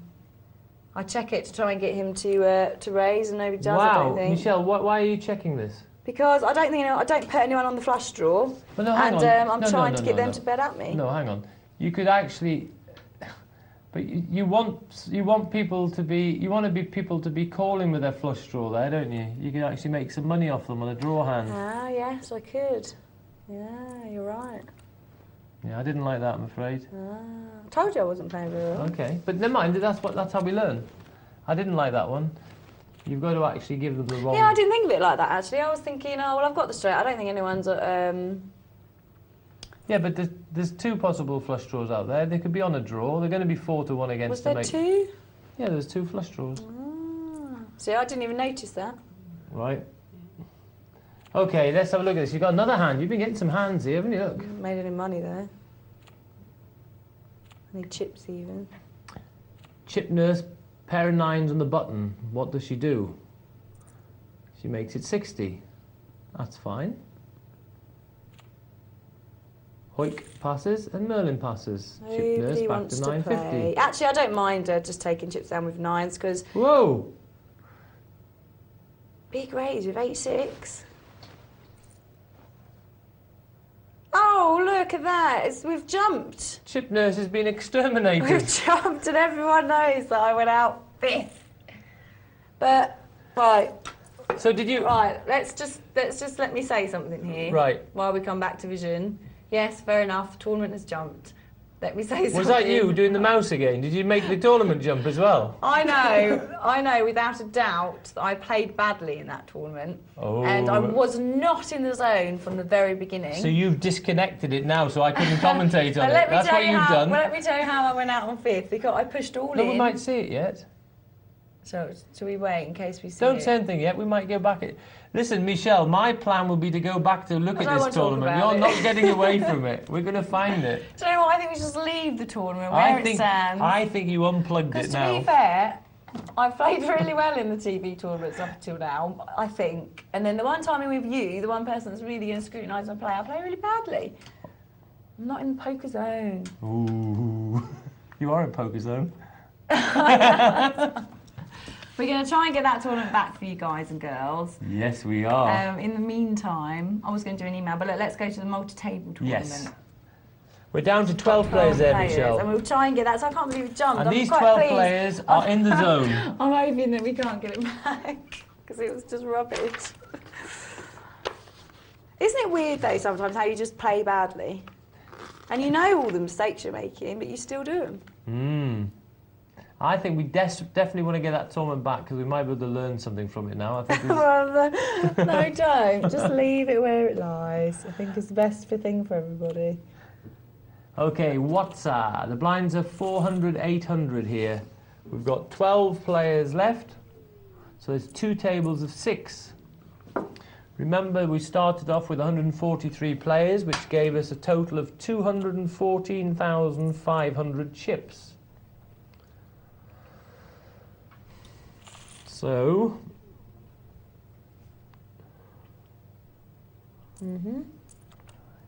We've got rid of quite a few people already. Hopefully they're playing a bit better than me today. I lost a tournament earlier on today as well. there's Noddy. He's raised up with a pair of jacks to 3,000. And he's going to get some action here because we've got Shaky Shark. It's got Big Slick. And Big Slick calls and hits the king straight away. And checks. Ooh, tricky Shaky Shark. You know how he got his name now. I love your sound effects, James. They're wonderful. There's Noddy. Noddy Kings. Noddy King. Noddy Kins. Shaky Shark. Bets 3. Wants to get paid. Finds the right price and does so. Shaky Shark marches on to 26,000. Noddy Kins.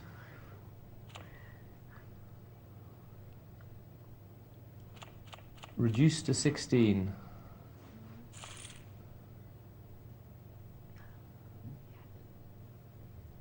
Here we go. Noddykins on the big blind now. Watsa passes. Kansas Coyote. And Noddykins gets 1,500 back there without any risk because the big blind didn't, the small blind didn't make up the blind and gave him a birthday present.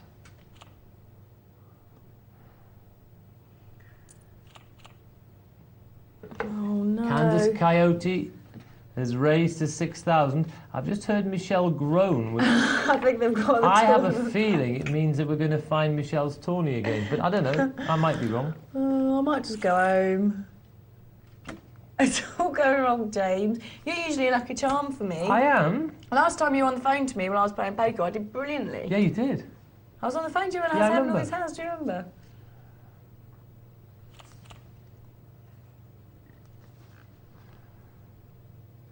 What's doesn't want to know. Okay, let's have a look at the other multi-table tournament table. There's 2 left. The other 6 players. It's And Balrog. there's Balrog UK. He's still there, but he hasn't got too many chips.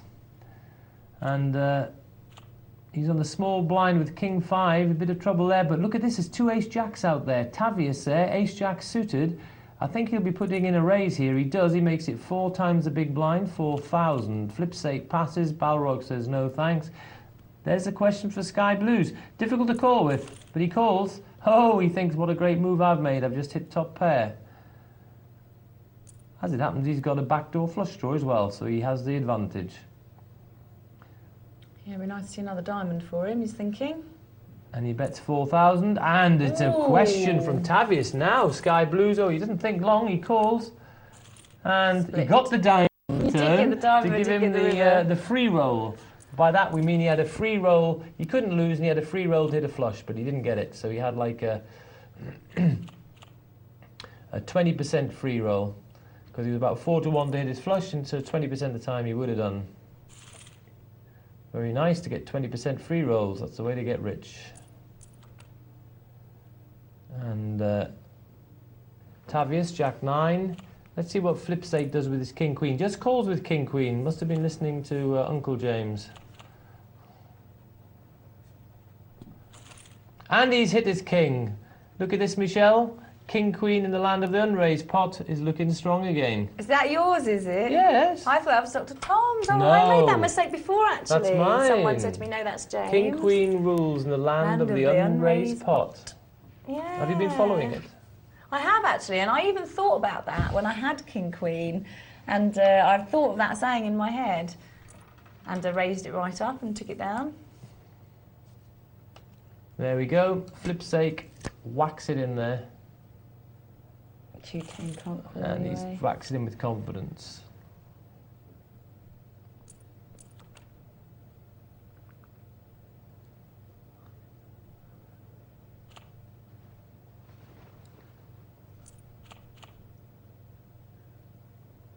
Ace 10 for Balrog, all in. Fair enough. Yep, and that's the right move. He's got to make... he hasn't got enough chips to do anything else. But in fact, it looks like he should have been doing this earlier. Because he hasn't got enough to hope people to pass with, but he's got away with it. Oh, he hasn't! Oh no, on the river, there goes the king. To me, he's left it too late. Because I think he probably should be making that bet when he just had enough chips still to make people to pass. Because when we make the bet, what we need to have fold equity, i.e. we need to have that percentage of times in our favour when people are going to put their hands down. So again, it's not just a matter of us winning with the hand, we must have the chance that they will pass. And that is what we're looking for. And that's what all this about timing when to put the bets in is about. Because as we said before, the more times you go to a showdown, the harder it is to win a tournament. So we have to pick up these times when we take the chips down without them seeing our cards. The more times that we do that, The better. the better. I mean, on that one in the cruise, when I came third in the tournament, the cruise, I had two hands. There were 300 odd people in the tournament, 340 people in the tournament. I had two hands the whole tournament, a pair of kings and ace queen. They didn't see my cards very often, but somehow I managed to get through. And occasionally had to then, I took down some smaller pots with lesser hands, etc. Smaller chipped players with lesser hands in the final, etc., etc. But generally, they didn't see my cards a lot of the time. I must admit, I'd love to give live play a bit more of a go than I have been. Oh, definitely, that's going to be your aim, Michelle. Yeah, definitely. I mean, our gut shot evenings that we've had, I've enjoyed so much. Yeah, but you've got to go to something else. I need to go to something proper. I'll tell you what, come along with me, I'll take you to a tournament, a size which will suit you, and we'll go along together. Yeah, I'd be up for that, because it's difficult, especially around where I am. There's not really much to go to, so it's coming into London. But I love no, it. but near you can go. There isn't really anywhere. Yes, there is. Southend. Well, Southend's still 50 minutes away. Well, might as well come into London. All right, but Southend's got some good tournaments. Has it? Yes, definitely. Ah. Ooh, Steve here might think this is worth a pop because he's thinking, well, you know, an 8 of hearts or an ace, we'd see the straight flush. Uh-oh, there we go. Flush for flip's sake.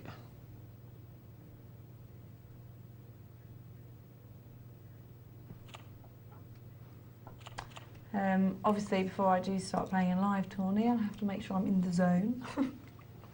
No, I think you'll love it.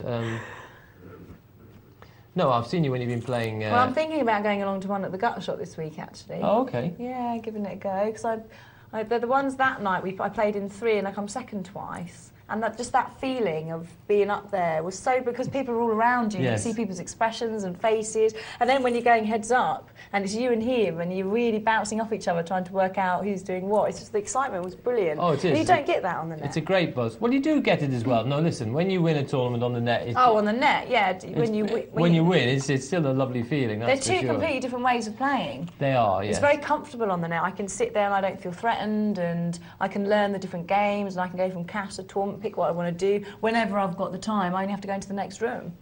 Yeah, but in the live tournament, of course, it is different. I've said before, it's the fact that you've physically got to actually move the chips into the middle.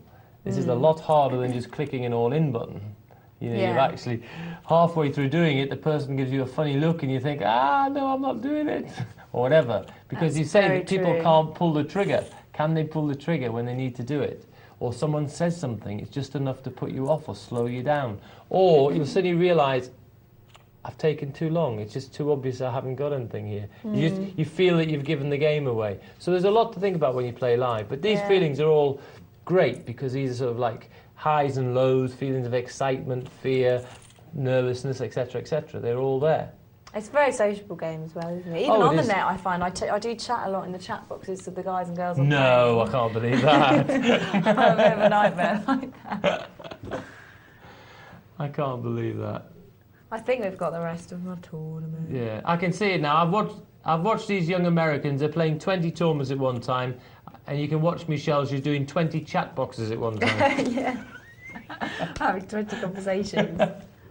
And on my phone, and on the other computer or the email. MSN Messenger. Yeah. Texting. Yes, a bit of texter, a bit of a quick on the old thumb. Oh yeah. Are you a thumb? You're a thumb texter, are you? Mhm. Oh. Are you one finger texter? No, I've got quite a good sized keyboard on mine, so I can. Oh, Mr. Posh.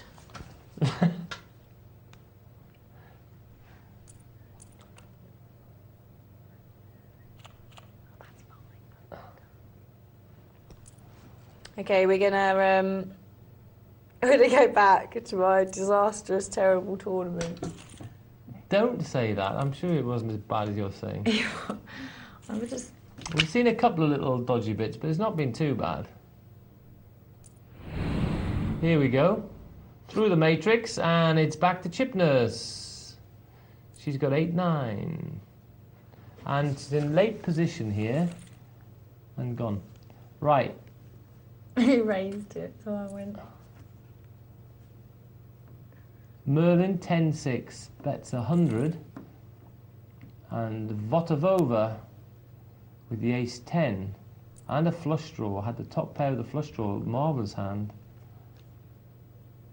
And Merlin here has got two pairs, 10s and 5s with a 6. But of course Votavova, very sure that she's winning, has got two pairs with an ace and takes it down and gets to 14-20, which at this stage of the tournament is very, very comfortable because we haven't lost a player. So therefore, the average chips is easy to work out. The average chips is 1,000, and Votavova has increased her stack by 42%. Well done. Whereas Chip Nurse has he's lost 7%. Deservedly 7% is not no disaster. It's fine. It's fine. You're in great shape. No problem. I don't know. There's something murky going to happen in this game. You seem to be rather sensitive about what's going to happen. I think. It's not. It's fine actually. Is it? It's Okay. just when you. It's weird. I don't know. I didn't have a good feeling from the beginning. Right. We mustn't have those sort of let those influence us though. It does though. It does. No, they mustn't, because we don't know when we're going to be lucky. We don't know when we're going to be unlucky. It's only after time we can tell. I don't know. Sometimes I'll sit at a table though, and I feel ready for the game, and I'll sit down and I'm confident. I'm really looking at everything. I'm doing everything, and when I sit down like that, I do better. Well, yeah, I think there's something to that because you're thinking positively and you're sort of visualising success, which is always a good thing to do because now you're taking notice of every little thing. Right, and if you're negative, that is certainly bad to play when you're negative because now you're just sort of. It's like playing when you're on tilt slightly. You're thinking you're going to be unlucky. You're saying, "Oh, this is not good enough. They'll hit that. They'll do this." So you stop. You're not making the right bets because you're thinking negatively. So yes, I can see something to that. But the moral is, don't let these thoughts influence your game. Just go into every game with confidence. See, so you have learnt something from me from this tournament today. Of course. Chip Nurse. Don't call Jack Queen under the gun. Oh, that wasn't a massive thing. That was just a little. Right. A little one. Quick balls has 7-8 to Geordie. The 9-10. Merlin I like the name Merlin. King Jack. So nobody's got any of this flop. So it's probably, I was going to say, it'd be aggression that takes it. Well, not too aggressive. He's only bet 80 into a pot of 280. But this is interesting. That the fact that you can take down a pot for such a small bet here is amazing. Actually, there was a lot of comments going, wow, this is a bit of a passive table, Yeah, steady. well, that's what we've noticed. And that's Actually, this is a good question for me to ask you then, because even if I know that, I'm sitting there with 870, in my head, I'm still thinking, I need to do something because I've only got 870. And if I start to become aggressive, because you start with 1,000 chips, I'm thinking, right, to be aggressive, you've got to put in a decent bet. So you're looking at 100 chips for a decent bet to try and push people off. Now that's nearly an eighth of my stack. So you start thinking it's difficult to know whether you should just wait for your hands and try and double up and get the hand and make some money, or it's a passive table, so I should get aggressive. But it's... Right, but so the questions we've got to ask, this is a good question. The question we've got to ask is the whole table passive? Let's just have a look at this start, see what Geordie does. Geordie makes it 3 times a big blind, 120 with a pair of tens, takes it down. Is the whole table passive, or is it only certain players are passive? So one, you should be monitoring the players to see if anyone is out of sync with being passive, or etc, etc. Now, you know that one of my favourite things to say, that in poker, I think it's often right to be a contrarian, to go against. If it's a passive table, then you can be more aggressive. If it's a very aggressive table, then you should now lie low and be snake in the grass and be more passive and wait and catch them. So therefore, we've got a little bit of a push-me-pull-you situation, because also, second level, I don't think it's time to panic yet, because you still have quite a lot of play. We look to see how many big blinds you've got. Well, you've got over 20 big blinds, so there's no panic there yet. So you shouldn't be panicking now. I think you're panicking you're starting to fret too soon here. So, although it's a bit of a passive table, I think what you could do is, if you think what you want to be concerned about is what style is Hoik balls, what style is Merlin, and what style is Carla. Why is that? I'm now wary of Hoik balls because of the slow play on the full house. Right. Why do we want to know what style they are for you? Because I want to know if I'm going to be able to make them fold. But why those 3 players? Because they're to my left. Exactly. Will they re-raise me? No, so because when you're on the button, it's going to be Hoik balls and Merlin. When you're on the cutoff, it's going to be Merlin and Carla. Now you want to know what style these players are. So that's one of the first things you want to find out when you're in a tournament. So that's on your to-do list. When you're playing, you say, what style are these players to my left?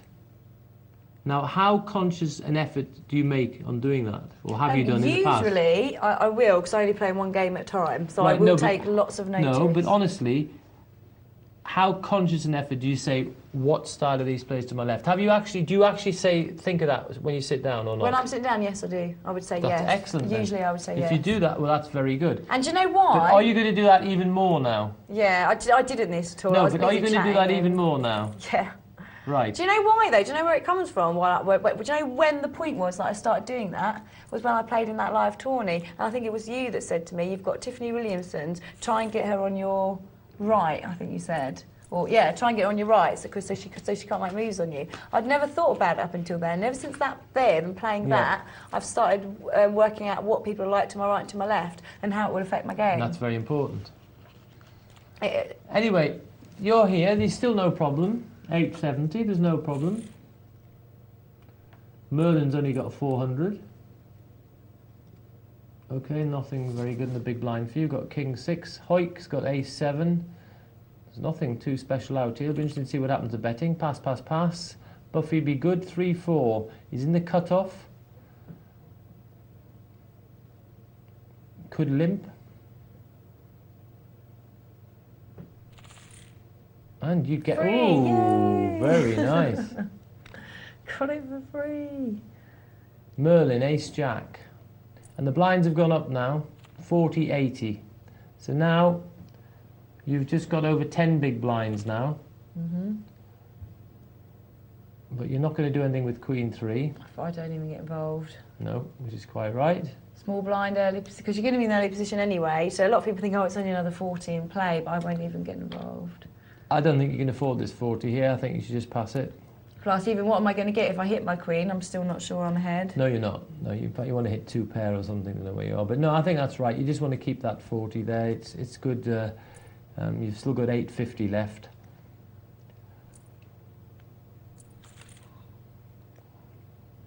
Two pairs for Hoik. Oh, an ace on the turn for Merlin. He is a wizard, after all.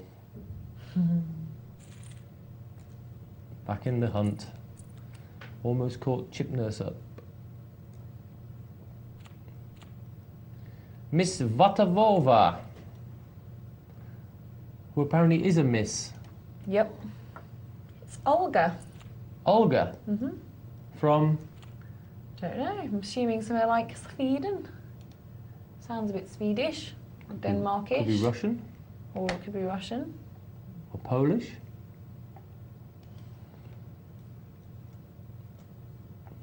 Well, Olga has just called with a pair of jacks.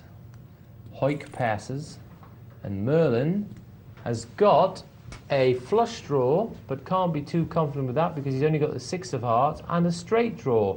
Would love to hit a 7 for middle pin straight. Votavova, not a heart in sight, bets 80 into a pot of 200. Wow, bit weak there. However, it was enough. I thought that was slightly under bet. Should definitely Well, usually have asked the you'd be question. raising, would you not? Usually pre-flop with jacks. I don't mind early stages. Sometimes just coming in, I don't mind if they want to slow play it. But in that situation, and against a passive table, you can sometimes do this because you've got position on people. Yeah. And you've now come in with very little risk, and then you just wait to see exactly where you are, which is what she's doing. But when you've got that flop, 3 hearts, we know it's highly unlikely anyone's flopped a flush. Especially as there's only 2 of them in there. Yes. So therefore, we know it's 118 to 1 to flop a flush. So therefore, I think she should have put a bigger bet in because someone with a bare heart might have just had a look at that thinking, oh, she hasn't got that. So left herself a bit vulnerable there. Queen 3, put it down. Tick the little fold box. And there you are. You're still okay. You're still not. The trouble is, we haven't lost a player here. It is quite a passive table, isn't it? I have to admit. Yeah, I think maybe I should have got busy a bit, even with the nothing. In position, maybe. I think maybe you could have perhaps. Because I've just gone through the deal button without making a move. Maybe I should have.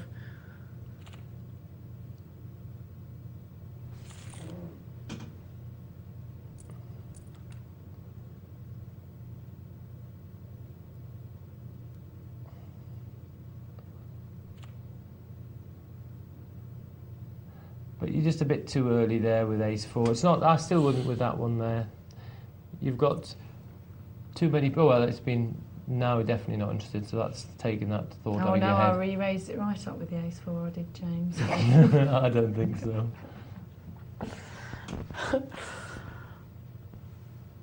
Oh.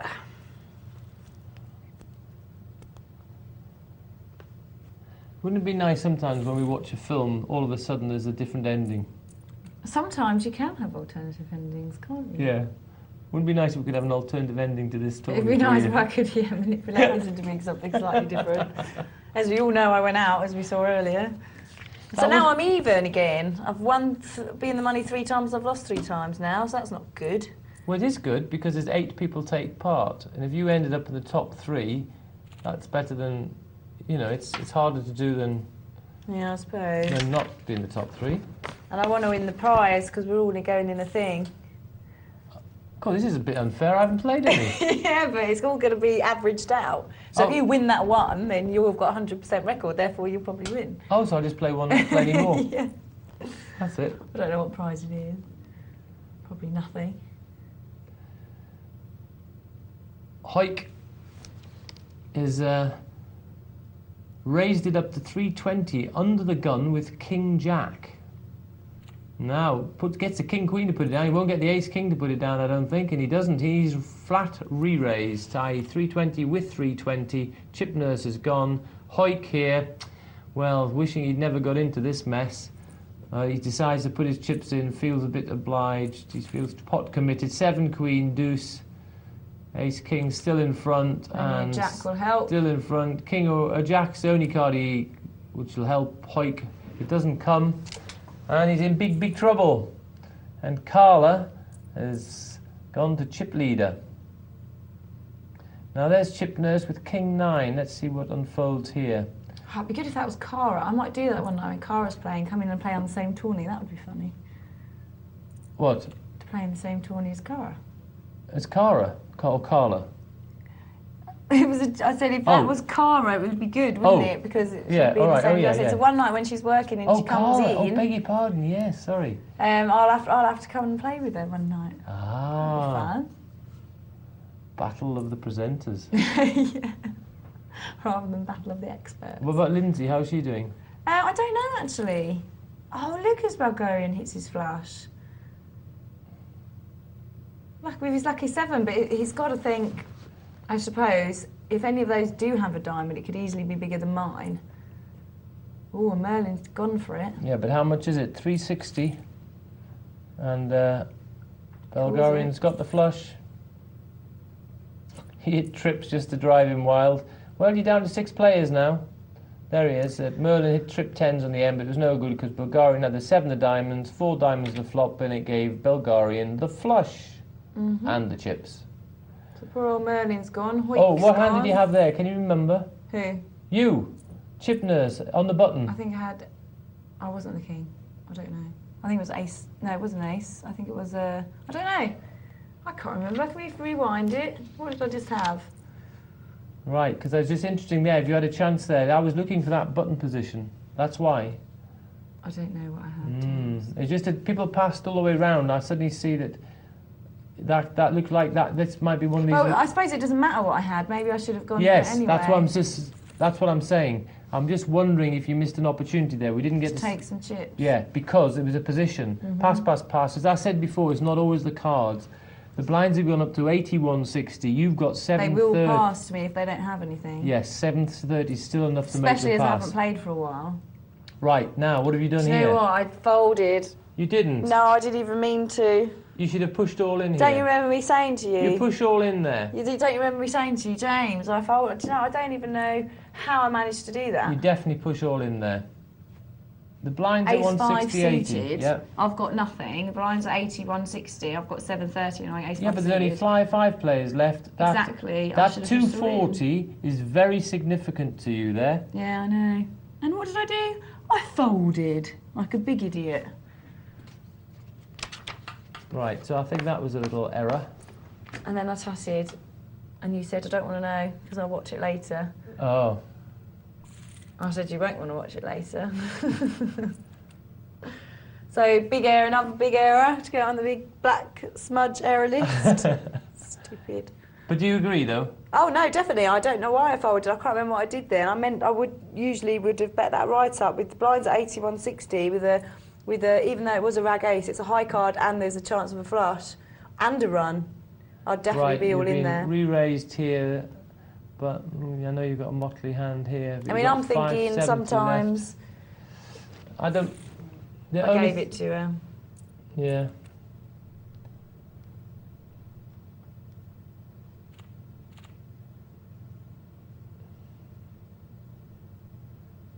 Well, you're against the big blind. What do you do here? Push all in? Can't remember. You should do. Well done. Well done. Great play. There you go.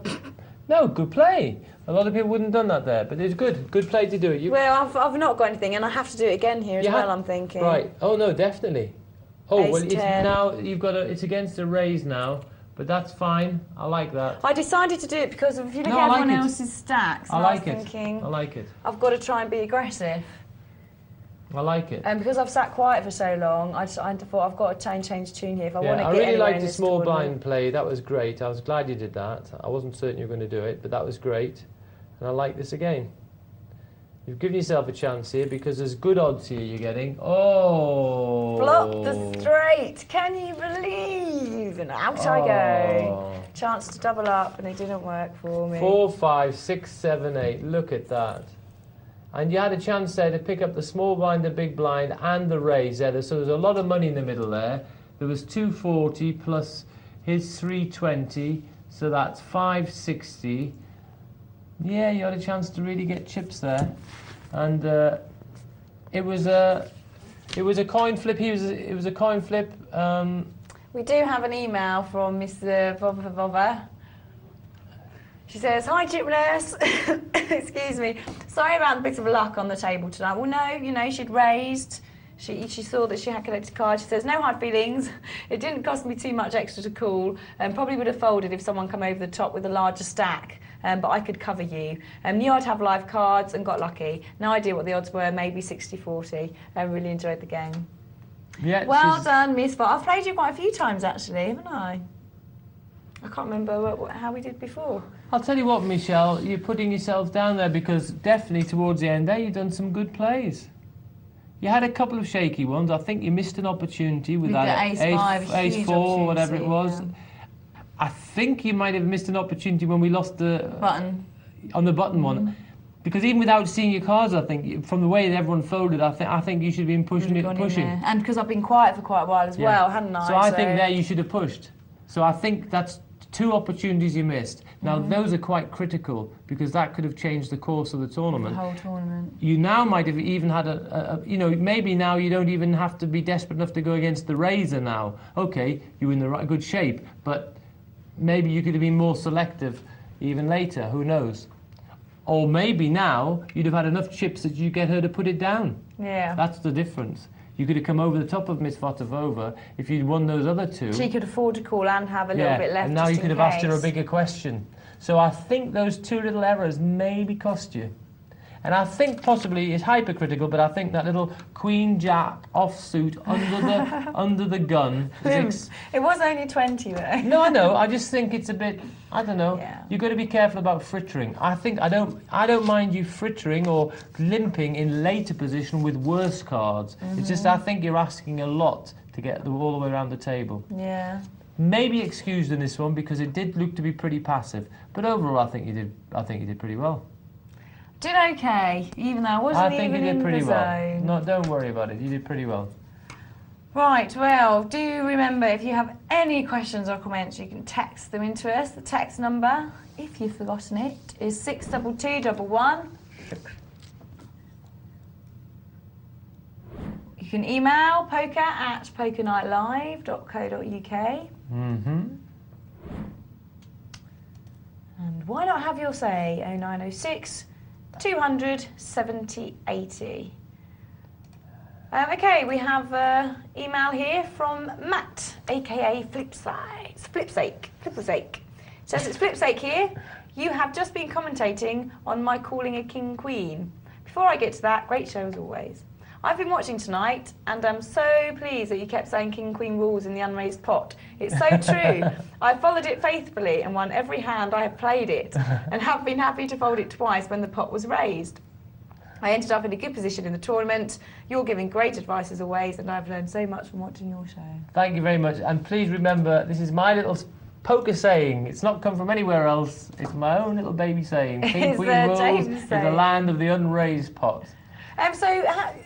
What big tournaments have you got coming up then? Have you got anything big that you're going to be doing? Actually, or are you going to have a rest after No. I'm actually hoping to go to a big tournament in Sweden. Oh, nice. It's a whole particular.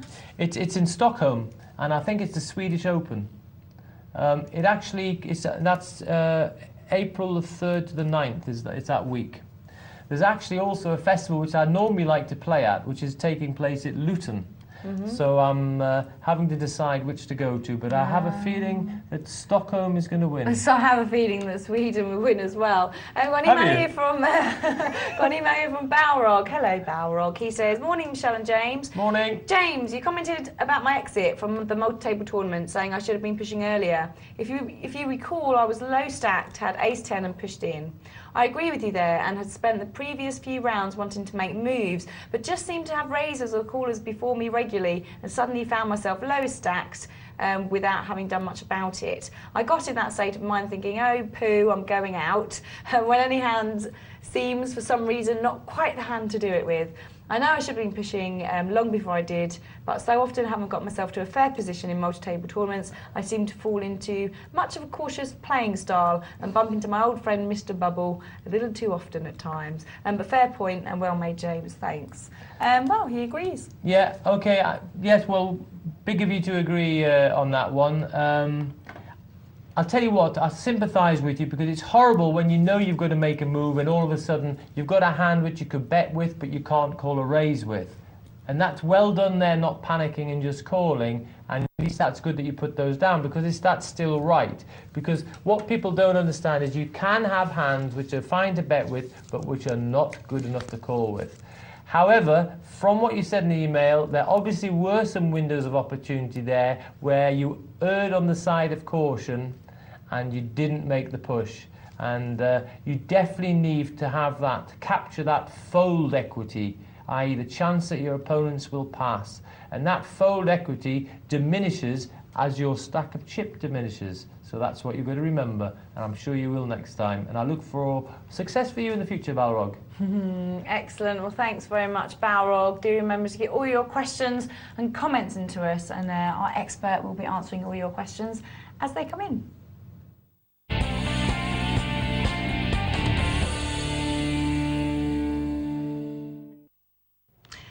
Okay, well, I do have an email here from Benny T. Good evening to you, Benny. He says, hi, was playing a £5 no limit Hold'em multi-table tournament this afternoon online. Got to 11th out of 160-ish entrants. Wanted to ask about the hand I went out on. We were six-handed. I was on 10.5k chips, big stacks were on 25k and 35k, and the average was about 16k. Blinds were 600, 1200, with antes there was about 2k in each pot.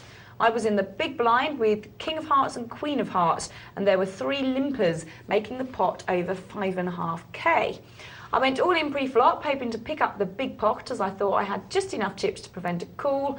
I did contemplate just checking and waiting to see what the flop brought. I thought my hand likely to be better than average, but I also knew I was unlikely to be winning. There was bound to be an ace or a pair out there somewhere, but they might easily have folded. Anyway, the one call I got was from a limping big stack with ace-8 suited. The board came, all his suit, not mine, and I got knocked out, one off the final table. I'm not bothered about that. I did need to double up to stand a chance of winning. Regardless of the result, should I have waited to see a flop with this hand, despite my relatively short stack and the value in the pot? My hand was reasonably strong, and I wanted ace-rag and jack-10 type limping hands to fold, but by checking, I would have seen the most revolting flop and mucked quicker than Quick Draw McGraw and Speeding Gonzalez in mucking race. Any thoughts? I think I know the answer, but hindsight can easily change your opinion of the right thing to do. I don't know if I'd have called for a third of my chips if I were the big stack. I could easily have had a bigger ace, and although he was to hit his flush, he had no way of knowing that. He had no reason to think I was taking liberties. I'd have been card dead and quiet, maybe too quiet, for a while.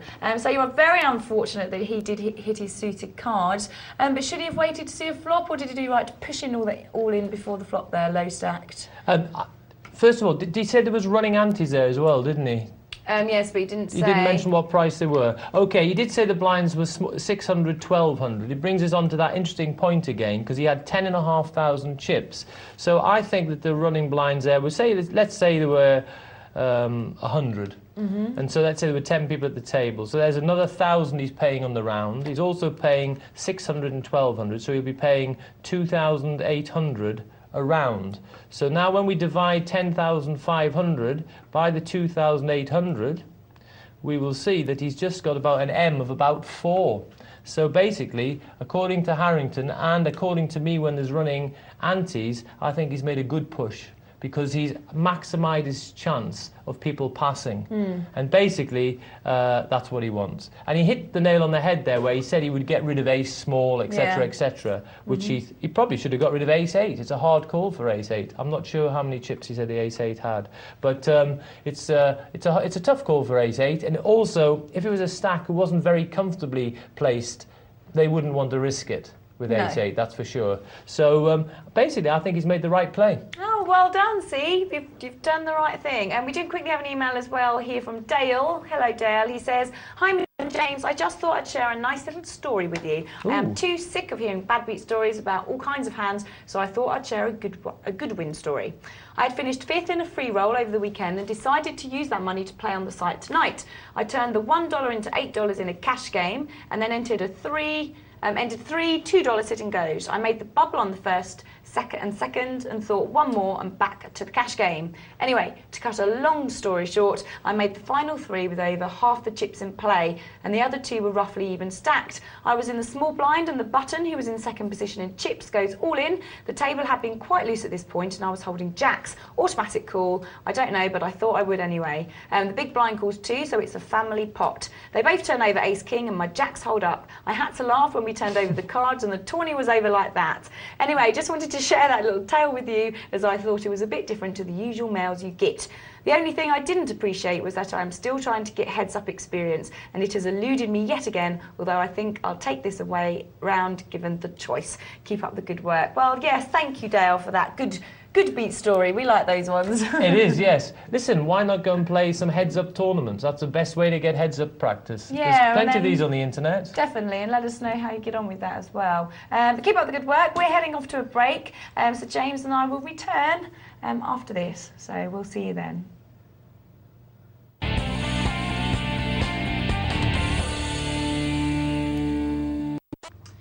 Good morning, welcome back to Poker Night Live. Tonight I have spent the evening with James Browning. It's been a delight, James, I have to say, 'cause it's been so long since I've seen you. Yes, oh good, I'm glad you've enjoyed it, Michelle. I've enjoyed it with you too.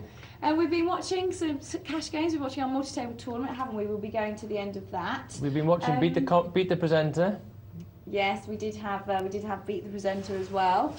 Oh, excuse me. What we're going to do is we're going to go to the multi-table tournament. Oh no, we've got the end of my tournament. Yeah, we're going to see the end of it. Just because you're out doesn't mean to say we can't watch the end of it. I completely forgot about that. What, you deliberately forgot about that, did you say? Well, I suppose I've gone now. See, I'm used to staying in for longer, so I thought it'd been over. Here's Miss Votavova with a pair of aces. Look at this, 640.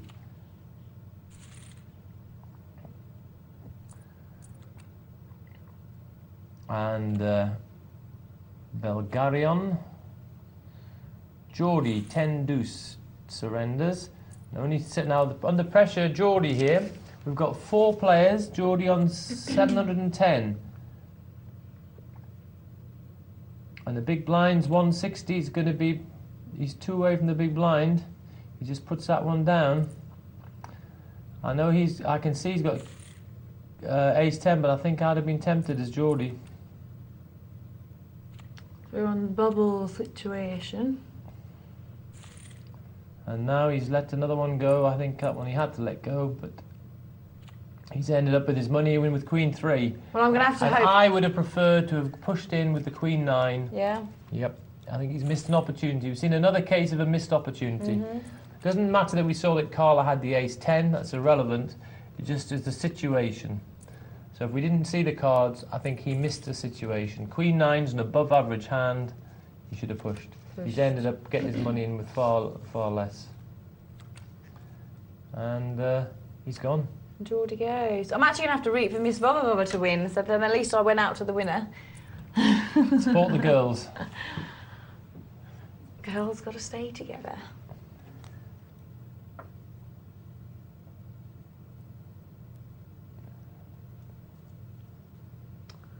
Queen 2, minimum raise from Belgarion. So just these tournaments do seem to go very quickly towards the end, don't they? Well, they do, and that's as you'd expect because the blinds get so big. And it's 160, 320, so there's no time to muck around. So the level of starting hands, decrease what you need to make a play. As I said, we've seen another case here. Tonight's been the case of missed opportunities from people. We've had Belrog. Film. Yeah, the case of missed opportunities. We had Belrog there who confessed he'd missed opportunities. We had Geordie there, missed opportunities. And we had Chip Nurse who missed opportunities. Night Nurse. It was Chip Nurse, I read it. I know, someone's already stolen that one. Really? I think that's rotten, isn't it? It's rotten, they should let me have it back. Couldn't you have called yourself Night Nurse something else? Or? Well, that's what I was hoping, but apparently not. Oh. I don't know why. So, you're Night Nurse elsewhere, though? Yes, definitely. You are Browning 007. Ah! That's all right, isn't it? Who chose that? Oh, it was the boss. Got Barry Bully, Malcolm Rock, Chip Nurse. Great Scott, that's a good one for Cara Scott. Yes. Great Scott. Lindsay Horn. Yeah, that's it. Clarkson. Who had the imagination to pick that one? Lindsay Horn. Yeah. Mark Bannon, M. Broughton, Nick W. and Casper B. And Doc Tom's already set up. Doc Tom is Dr. Tom. Casper B, Nick W, M. Broughton. All in with the A3 takes it down. Clarkson. That's John. Mr. Is that John Clark? Yep.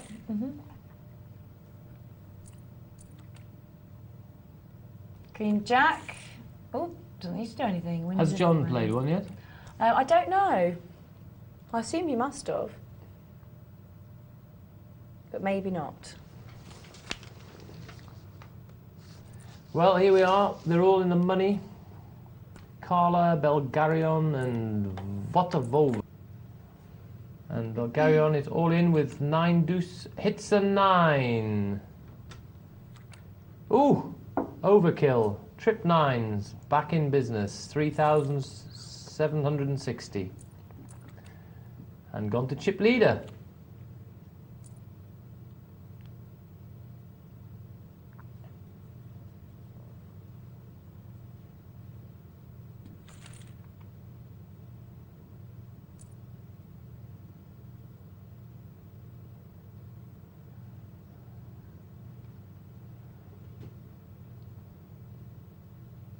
He's got middle pair, so it's enough definitely to put in a bet, and it works.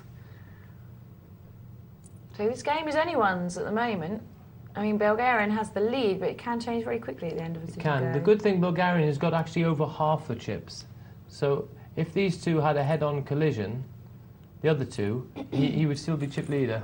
I love playing in the last 3. I find it really easy. For me, it's almost. Flush draw, sorry.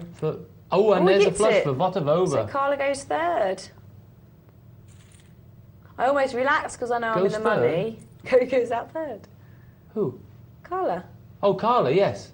But no, no, she did. I didn't realise she still had some left. Sorry. No, yeah, Votavova's into the last 2. There we go. Flush. Yeah. Oh, deja vu then.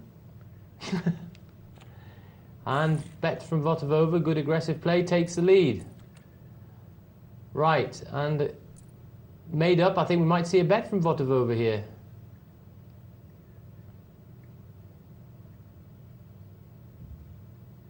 Thinking about it. Push. No. Ooh, hit the king anyway.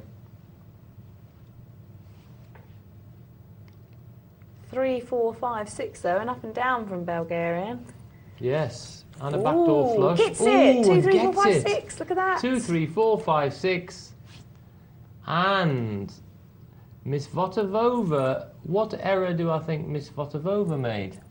Didn't push in early enough to get rid of him? Well, when Bulgarian just made up the small blind, showing a little bit of weakness, Votavova with king should have attacked and probably got Bulgarian to put it down. Yeah. What a big difference that would have made. We've seen yet another little missed opportunity. Missed opportunity, the night of missed opportunities. You quite like this now, don't you? I've chilled out just slightly. Yeah. James, you're always able to chill me out, aren't you? Oh, that's good. Well, there you have it. The tournament. What did you think overall? I thought it was a good tournament, actually. I thought it was a good tournament, but I think we can say that it was a tournament of missed opportunities. Well, we have an email here from Snakey. He says, Snakey. He says, hello, I've been watching you and hi Michelle, I've been watching you and James discussing playing a live game, and I want to play one too. There is a ladies only tournament at the Rendezvous Casino, Southend, on the 29th of March. It's a Wednesday, £20 buy-in plus 2. Sounds like fun. Drinks at 7 p.m, tourney starts at 8 p.m. I'll be there. Hope to see you too. There you go, James. We might go to that one. Ladies tournament, Not that'd be working. good. Oh, you can't. I could, well, I could put a dress you on. You could go and drag. Yeah, you could do me up, couldn't you? I think I could actually. You could borrow me new lipstick. Yeah, new lipstick. Nice and bit red. of eyeshadow. Yeah, I'm sure we can make you look Bit of lovely. mascara. I'm not shaving my legs It's though. worrying me how far you're going with this, James, to be honest. We're going to head over to our multi-table tournament now because we've got the last table. Oh, They're very brilliant. exciting. Been watching it all through the night. And there we are. We're down to 7 players. NWO Steve, Tavius, we're back Sharky to 8 Shark, players. They're playing tricks with us. Sky Blues, Siland Naldo, Flipsake, oh he texted us earlier, Warsaw and Carp Catcher. 600, 1200 blinds.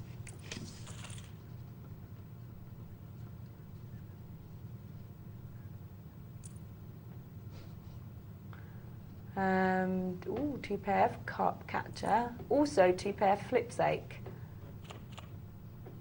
Managed to put it down, very well done. Obviously, Steve's got the trips.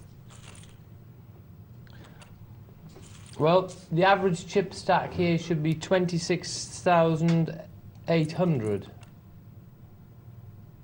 So there's our little guideline. We can see Sky Blues obviously is a bit in trouble, and Carp Catcher in big trouble. Now we look at the big blinds, 1,200. We look at the total bet per round, which is 1,800, and we see that Carp Catcher has no time to be. He really has to. Well, obviously only one move now. His next move is all in, and he should be the one trying to be the aggressor if he can. So he can. I think they're going to call him. The problem is he's left it. Let himself get a little bit too low there again. 3,000 is up. This is what you were talking about earlier about... You need to have fold equity. That's what you've got to remember, Michelle. You need to have fold equity. Then you have the chance, the percentage chance that they fold, plus the percentage chance that the hand has itself. If you add those together, hopefully this will be better than 50%. And if you get people to pass, the more times they pass, this is a no-risk situation in the end. So therefore, this increases your chance of winning the tournament because you're actually winning the chips, no risk in the end because they've just passed. You're stepping, each time you survive it, you're one little step closer to winning that tournament. Well, it's a long way to get to the final table, isn't it? Lots of work. Oh, and look at that, a straight for Sky Blues. Unlucky for Carp Catcher there. He hit the 5, but 7, 8, 9, 10 jack for Sky Blues, and we've lost a player. Oh, flush as well, was it? Yes. So a bit of both, flush and straight. My goodness. So, but as I said, it was going to be difficult for Carp Catcher to get anyone to pass because he didn't have enough chips. That's the problem. If you let it go too low, you lose your fold equity.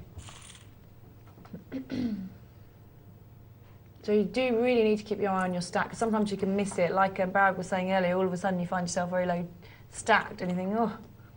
And like you say, you can't make... And then you can be unlucky because you can run into this where people are making moves ahead of you. I've been there before. It's very, very frustrating. You know, it's like, I can't call with this. I was going to bet, though. Oh, goodness, he's bet again. He's raised. And you can hit this. It's very... In fact, I find that one of the most frustrating parts of a tournament when that happens.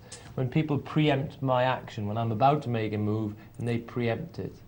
And my hand is just not good enough to...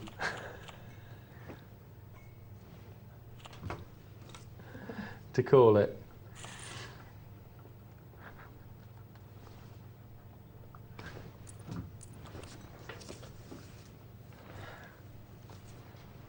Queen King for what's there? What do they do with it? Small blind, not a bad hand. Folds round to him, definitely worth a little raise.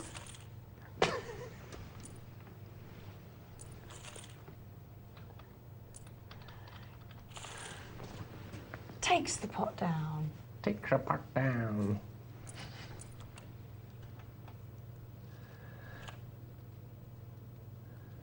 These are hands like Jack Queen. Are these raising hands?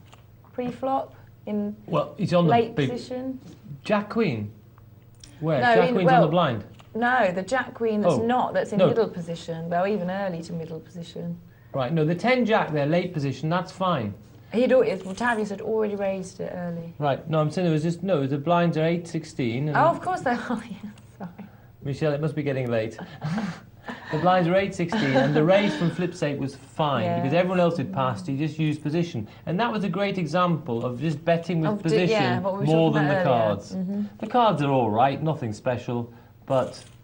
Using position. If he does get caught, you never know, he might hit And something. also he knows there that Tacius is not going to be that keen to call because he isn't that chipped up.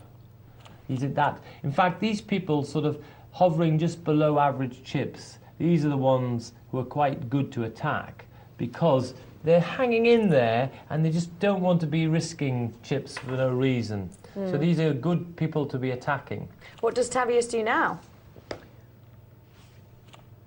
Tavius is just raised, isn't he? And then he's been re-raised. All right. Well, he will have some chips left, which might persuade him to call. Oh, it's his set. Yeah, he didn't need it even. But, yeah, that was awkward there. He could have... I think he had to realise he was in a dodgy situation. I didn't look quite at the maths at that one. It was a difficult call, I think. I think he still had enough chips he could have passed it.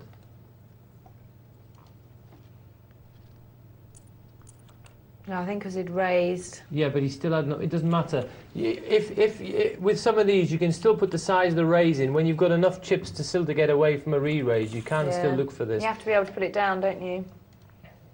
In no limit hold'em, it is very important that you are able to put hands down. And especially in money games, when you play money games, that is a key factor. You have to be able to put hands down.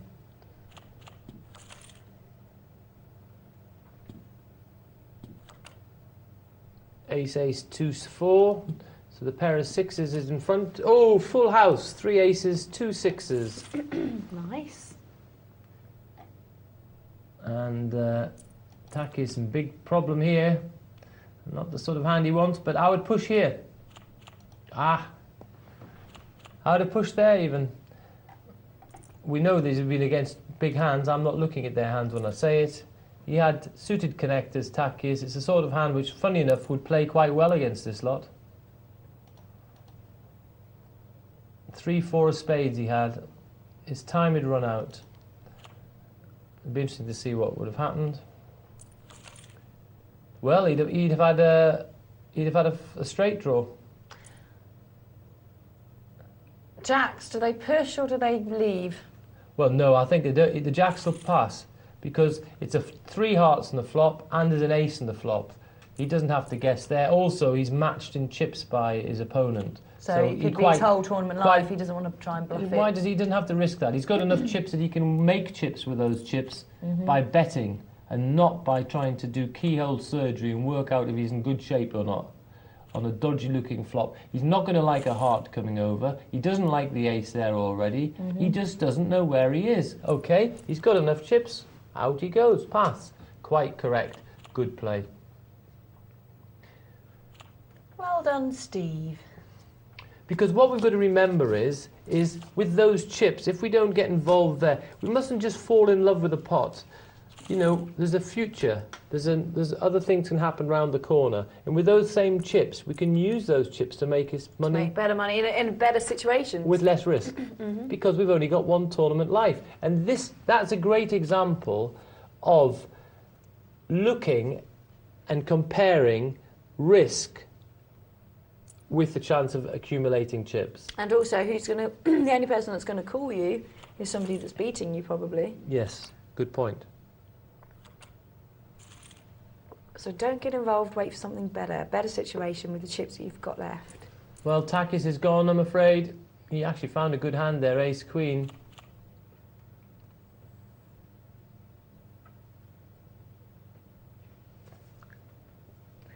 Funny enough, if he'd played that other one, he'd have had 2 free draws to make his straight.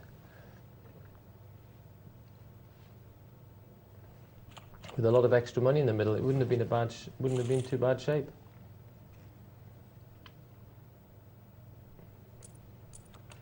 When we have a look at the stacks here, other than obviously Sinaldo there and Sky Blues, the others are all quite even. It's not loads in it. You've got Warsea, Sharky Shark and Steve all in the 40,000.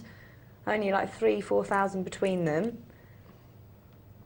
And then there's a bit of a jump to Flipsake, a bit more of a jump to Sonaldo, and then Sky Blues just under that.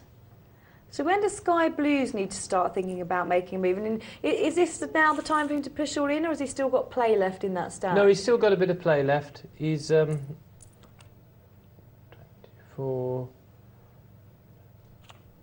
No, he's still got a bit of play left. He doesn't have to just push straight away. He can still be a bit selective with his hand. The round's going to cost him 2,400. I mean, we're getting near there for him. We're getting near. Mm-hmm. Check out the big blinds as well. He's still got he's got 9 big blinds.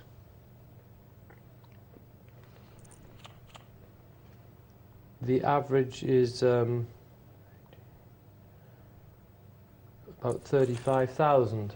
Oh, now the 8-4 is called. Hit top pair. Oh, middle pair. Sorry. Pair of jacks. He's got the overpair. Oh, it's been re-raised by Shaky Shark, but doesn't run away. I've got a flush draw. Bad news for Shaky Shark. Bets a game, but this is what Flipsake's. Oh, and he calls again, not perturbed. Bad news for Shaky Shark, and I think that was. He didn't have to give more money away there. Shaky Shark could have got away from that. Oh, he did. He paid extra there. He must realise. He knew now. It was apparent that Flipsake was just going to keep on calling. He was not putting this down. Yeah. Very quickly as well. That bet in the end was just 8,000 thrown down the drain. He could have actually got away from that Shaky Shark at the end without. That 8,000 was very significant to him. Yeah. Look, he's got 22,000 left. He was on 30,000. How much better shape would that be? That was a very sloppy bet on the end. And it didn't look like Flipsake was going to be pushed off that, even if we didn't know what cards he had. If he wanted to push him off, he should have pushed it all in and said, right, I've got you. Now asked him a proper question. But that one, you knew he was going to call it. Mm-hmm. And he probably knew he was behind as well. So that 8,000 was so significant to him. Look how beautifully it would fit on top of that stack he's got now. He'd have had 30,000. He'd have actually been in 4th place. And with, more chips. See, this goes to show just one mistake can really harm your whole tournament. Oh, goodness, yes. Oh, look, he's got a hand to fight back with now. How does he play it? Well, he needs to put in a good size. He's got a good hand, put in a good size bet.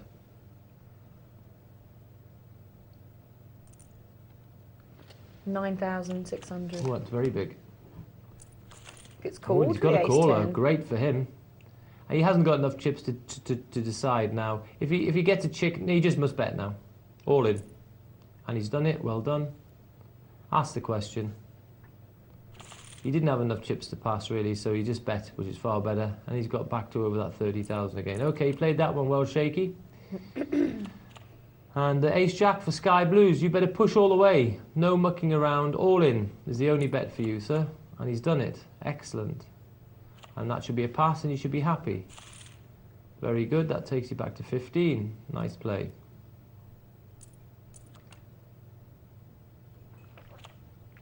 Ace-queen, raise. Ace-queen suited. Now, he's got more chips, so he can bet differently. He can make this like about 4,000, or he made 3,200, but that's fine. Because he's got the big stack, when he raises, he's shouting out, I'm raising, and look how many chips I've got. Don't mess with me, because I can really hurt you. So you can start bullying a little bit more as well, can't you? Well, you can bully without having the risky chips, because he can put in the smaller raise because of the implied strength behind him. Yeah. People don't want to mess with him. He doesn't need because to he's 6'7" and got big biceps. Pretty much. So they think, well, okay, 10-jack we won't fight. Oh no, not quite. I was about to say it looked like a straight there, but he missed the king. And out he goes. Have we seen a lot of pairs of jacks? We have seen lots of hooks. Hooks. It is a lovely feeling to be the big stack, because you do feel you can play about a bit more. You can make your moves, like you say. You don't need to start risking as many chips. No. And people give you more respect because you're the bigger stack. It's the implied strength you've got. And also then, if someone suddenly, if some little minnow starts to fight back at you, oh my God, he must have something. Yeah, definitely. So it's easy enough to put yeah, hands down and we as well. could make the analogy, if it's the guy 6'7", big biceps or whatever, and this little guy suddenly starts to throw a Infatuated punch. with his biceps, aren't you, James? If this little guy starts to throw a punch at him, he goes, "Hang on, what's he know? Has he got lead weights in his glove?" It's his ace. Top pair. Well, shaky passes.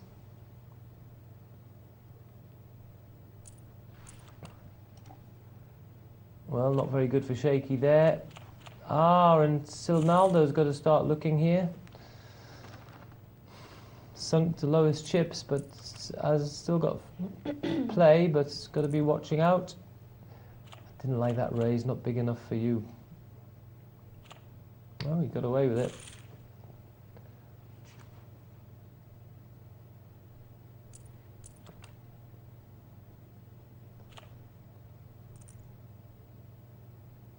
We're in the land of the flat raises now. Many different poker worlds of Yes. Browning. So we've had the raise from the H7, and The flat raise from the Ace-7. it's got the flush draw. And Snaller's got his second pair. Be interesting. Well, he's asking the question. No, not 4-8. What's the point? All in it was a bet. Nah. Oh, he's giving him his flush. Yeah, I didn't like that play. Ooh. Oh, now he's done it now. How stupid that is. That is, oh, I'm sorry, Silnado, that's crazy. If you're prepared to bet it on the end there after it's there, ask the question on the turn and try and take it down there and then, before the guy has a chance to make the flush. He missed a big opportunity there, and especially that he was prepared to put it in afterwards. Afterwards, yeah. My goodness, Try and scare him away why before. didn't he put in before when he had some equity that the guy might pass? That was a bit shabby, that one, I'm afraid. Surprising play, actually, to get through to the latter stage of a tournament. That's a sloppy play, wasn't it, really? Yeah. That's a shame. Well, like you say, it's the power of aggression. If he had pushed all that in, he may not have got a call, because that's going to start costing Walsall a big Yeah, because the part guy of was his stack to his flush. 4-1 against it, the flush. He doesn't want to be paying a big price if he'd pushed it all Probably in. would have pushed him off. Yeah. But like you say, to then put the rest of his stack in once the flush comes, even he might not even be worried about the flush, but the fact is that he would. Yeah, it was just like no thought in the end. It was just like, click the all-in button. Lack of thought. You must stop and take... Listen, when your tournament life is on the line, whoa, stop, take a deep breath and think what you're doing. Very important. Sometimes you do act quite quickly, though. You don't sit back and think, Okay, right, but what's promise me going this, on? Michelle, when your tournament life is on the line next, don't act quickly. Oh, no. Count to 5 at least, Ooh, and this just could be reconsider. interesting. Flush They've got the draw, flush draws. flush draw, and a straight for Watson. Ace 2, 3, 4, 5. Look at that.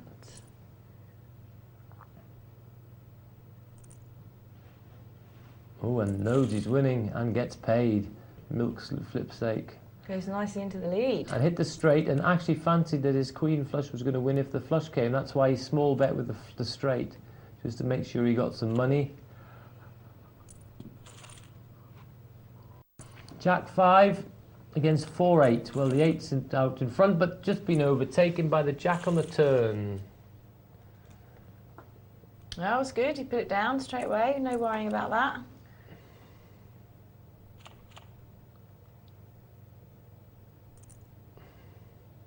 Good bet. Asking the question. And forcing Shaky to pass. Well, I don't think Watson will do anything there, even with his chips, and winner for flip's sake. Gets a free ride on his blind. It's always nice to get your big blind back like that. Yes, I saw Unless you're sitting there with kings, of I course, saw or Chip Nurse aces. get it once. Yes, I did, didn't I, earlier today? That's lovely when you're sitting there with something like 7-2. Oh, I'll tell you what, when you're in a tournament, Especially when you're low. if you're in a big tournament and it's latter stages and you don't have so many chips and you get it then, oh, it's marvellous. Of course, you always pretend you had a hand anyway. Oh. Couldn't you find a hand to call with?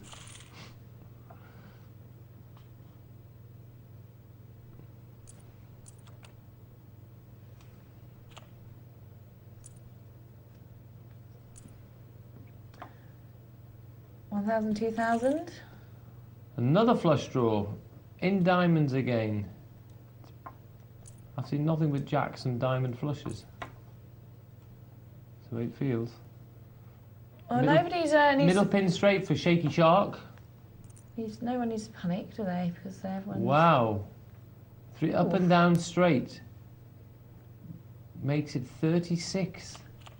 Wow, what a bet. Works. What a bet. And look how they're dead even now, pretty much, other than $4. Power betting there really took advantage. Sort of slight weakness from the other two, and he suddenly came over the top. Massive bet, only with an up and down straight.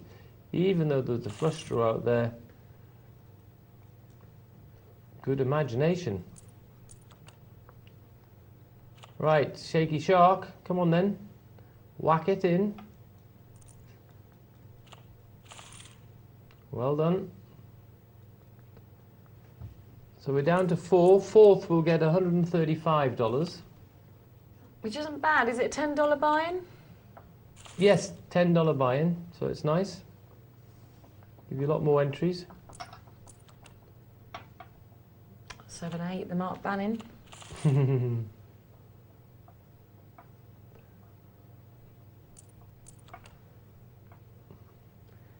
Jack. I never know what to do with the 10 Jack. I think if I'm in late-ish position, I'll have a limp in. I never know whether I should be raising at some point. If I'm on the button, of course, I'll give it a go.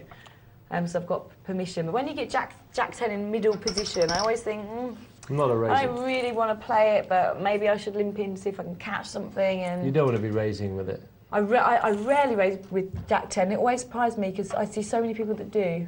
And I always think, what's the wonder with this hand? No, it's... You're rarely going to hit you straight, and even when you do, someone might have a better one. Oh, that's unlikely. Well, yeah, but it could depending what the board is. Yeah. No, ignore me, it's late. I don't know what I'm talking about. It's unlikely.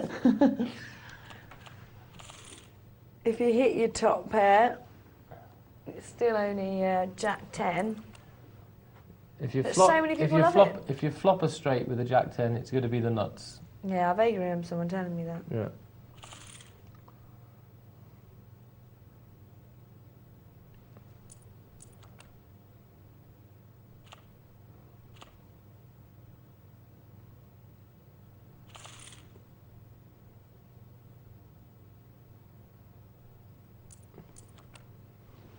Shaky Shark. What a load of rubbish. Yep.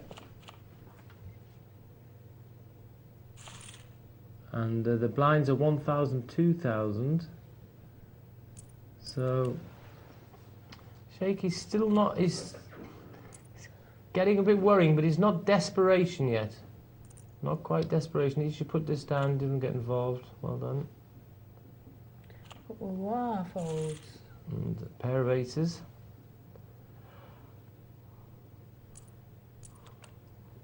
Grumbling because he won a small pot. Somebody in a tournament I was playing yesterday had quad aces. Wow. Always nice.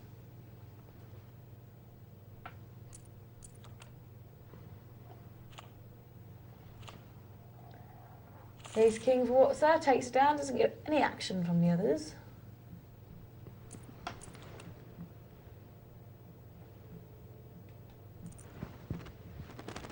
Shaky Shark. Nice bet, takes it down.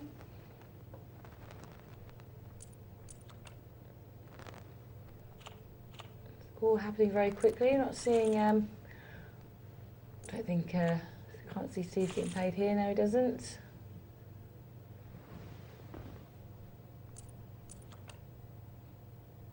Queens for Sharky Shark. Now how does he play this? He's not going to get paid.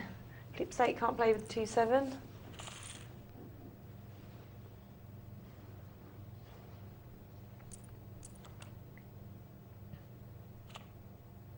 In for four-handed, Yes. rag aces, can you Yep. see them as pretty good? Yes, they got the Yeah. value greatly, yes. Even five-handed, the ace becomes pretty powerful. Yeah. And then again, you've got the different degrees of power. So therefore, when someone passes, and then you're on the button, etc., then even just a king will become is pretty strong as well. So high cards rule shorthanded, basically.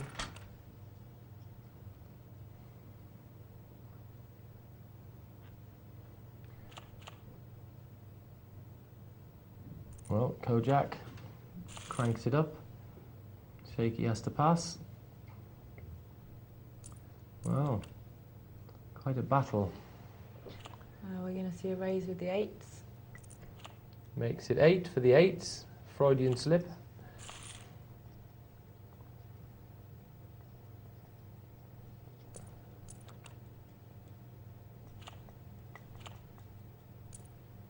What about suited cards?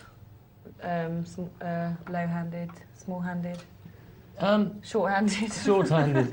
Suited cards, yeah, they're okay, yeah, but I mean, basically high cards rule, because, you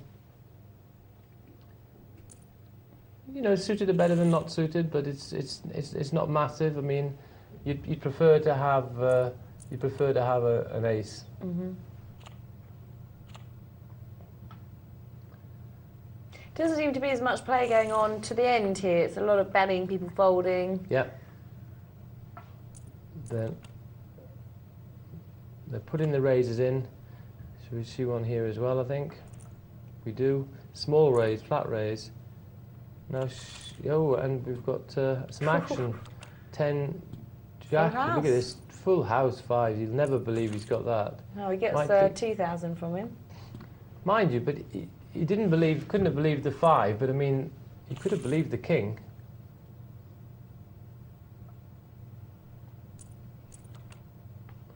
Pair of 8s, king, queen. Oops, what's going to happen here?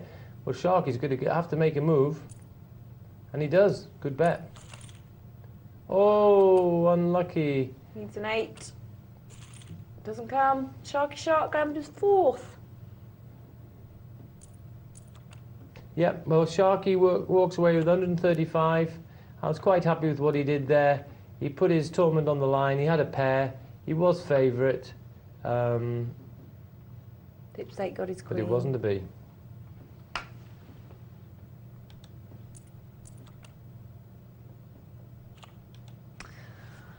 Well, the Jack Queen might go for raise here, so the Rag Ace will probably call, depending on how much he makes it. Yeah, I can see it putting in 5 for that. Hits a 4.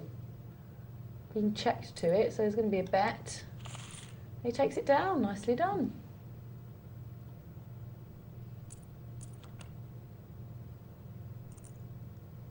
Minimum raise. Yeah, in that particular hand there, Sharky had 53.6% chance of winning, and there was a 0.4% chance of a tie. All seems to be quite steady here at the moment. Ooh, this could get a bit funky. This is a very close contest, isn't it, Mish? Altogether. Yeah, very close now. Look, now they're all on 64. Bear in mind there's 20,000 in the middle. Yes, I think Whoa, Steve. Nicely done for Steve. He's going to hit the front, which he has done. I mean, still loads of play for these players, isn't there? Oh, there's loads of play again now, yes. Because since we lost Shaky Shark, what was his name? Sharky Shark, I think. Shaky Shark. Shaky Shark. Shaky Stevens. Do you remember Shaking Stevens? I do. I worked with him. Did you? What's he like? He was all right. He was in Birmingham, To I your remember. claim to fame? No, not really, but I remember he was all right, yeah. I met the Chuckle Brothers. At Butlins. I worked with Billy Fury as well. Billy Fury? Come on, Michelle. I don't know who that is. You've never heard of Billy Fury? Oh, 2 pair for Steve. Ace King. Who's Billy Fury? Billy Fury was the English Elvis Presley. Was he? Oh, actually, no. He was a massive star. I do recognise the name, actually. Yeah. I can't think of anything he did or what he looked like or anything like that, though. He was meant to be good looking. But he was like a sad character.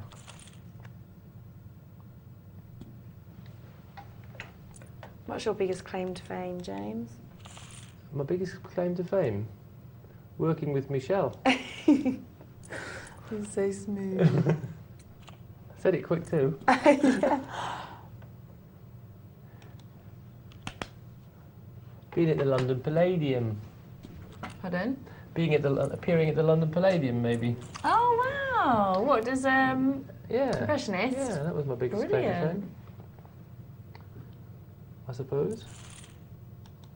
Oh no, European champion in backgammon. That was a good one. Were you? Hmm. Oh, that's good. No.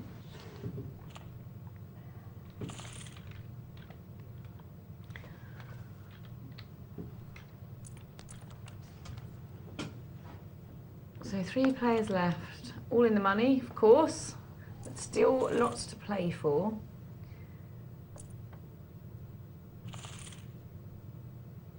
They all seem to be quite solid, not... seems to be Watson and Flip's Sake kind of hanging together there with a similar stack and Steve taking it away at the moment.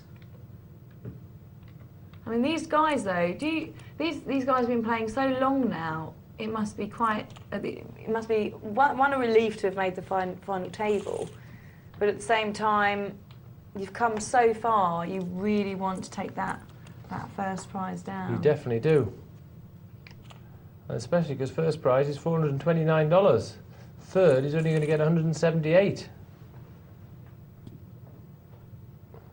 So you don't want to find you're tired and do something stupid.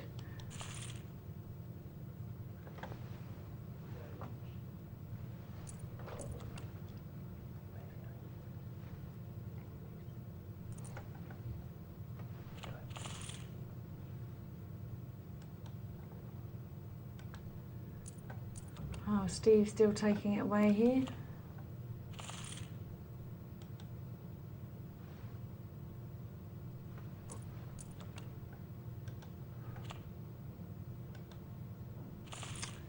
Nine-two decides just to fold. King Queen, ruler of the unraised pot. Well, it was raised. He's called 3 spades. 10, Jack, Queen, King, Ace, straight Flip's Sake takes it down.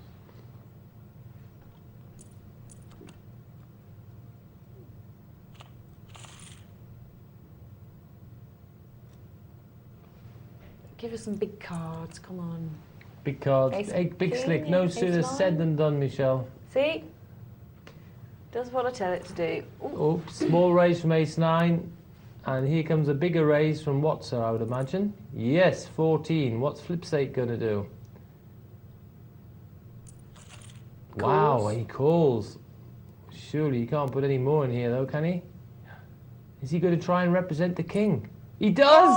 Oh, I felt he was going to do it. Wow! Oh, my how goodness. Unfortunate Flip's I felt he was going to try and represent the king. Oh, my goodness. Wow, that was a huge risk to take. Wonderful for Watson. He thinks it's his birthday. Well, he could come back from this, but yet we've seen worse. He's got some work to do. He's just going to be all in now. Is Steve going to put him? No, he lets him take that one. That's a shame. He didn't get a call. It's a great opportunity to double up with his ace-king. He's going to keep doing this now. As soon as he gets decent cards, he's going to be all in. Till he can get back up there a bit again. Jack 3 isn't the time to do it. Pretty rubbish. Lets it go. Dealer button. He's looking for good cards to push in. He wants to take down them blinds. Queen 2, it's not it. As Watson gets the aces, can't see him getting paid. Unless Steve gets something on the flop, although he's not even going to see it. Ace 3 suited, time for Flip's Sake to push in if he doesn't even have to bother. Gets that one for free. 2-7, personally I would just let it go.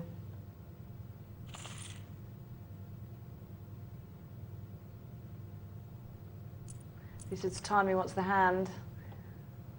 Well, we can see the Queen was the high card there, but obviously he can't. With the Queen 2, it's just not the right time to, he doesn't think, to push in.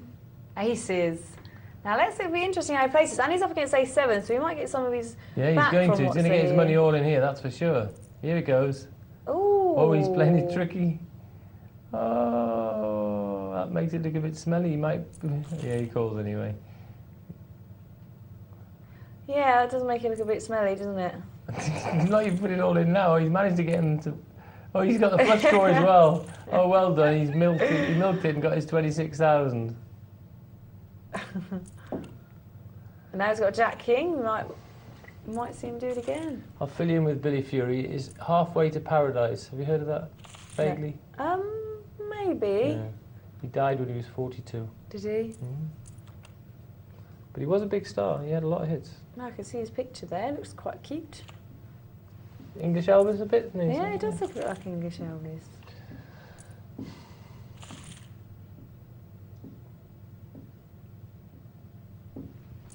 I'm liking a bit of Jeff Buckley at the moment. I just got a video. I've always listened to Jeff Buckley.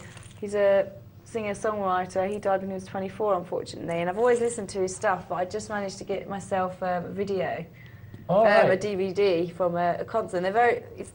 I didn't even know he'd done there was DVDs of him, and he's very, very nice to watch. Is he? He has a certain something about him when he sings. It's such a shame that he wasn't around to see how successful he would be. But any women out there, get yourself a Jeff Buckley DVD and just sit in front of it and enjoy. Oh. It's very sexy. Whoa. Well, it's got Michelle's seal of approval. That's good. Ooh, middle pair. 7, 8, 10 Jack. Gut shot for flip's sake. No one's got nothing. Checker. Jack 8 takes it. The pair of 8s. The battle continues. Flip's sake. Jack Queen and 8. Jack Queen doesn't even want to bother.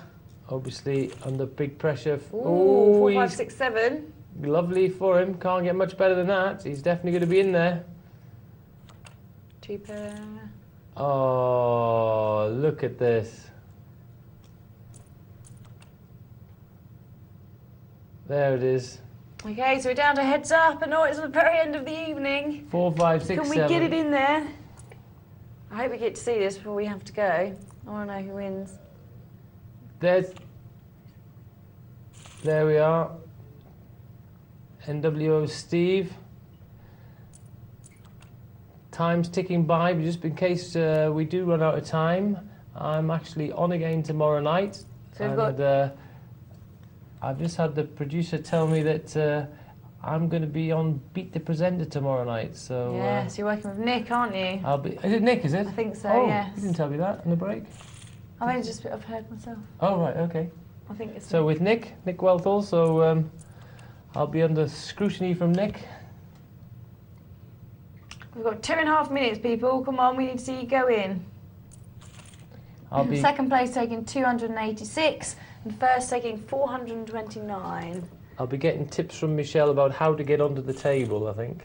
Yes, I will give you some tips on that, actually, because I can do it every time now. Ah. Actually, I won't tell you what to do, because then everyone will do it. Oh, you'll tell me, won't you? I won't tell you what else. I'll tell you, there's a knack. There's a knack. I thought there was. Come on, guys, we want to see the end. What's Nope, he doesn't want to see the end. He wants to fight on.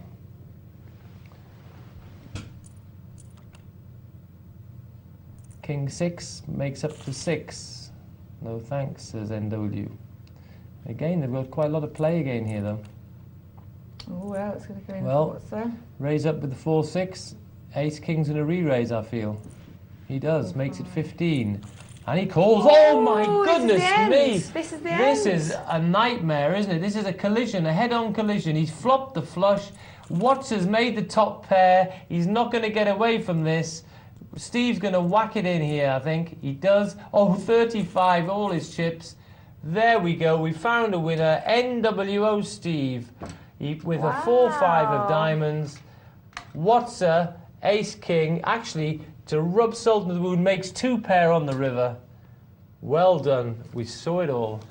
We did it, Michelle. Good, wasn't it? In just enough time. We've got 30 seconds left. That's perfect.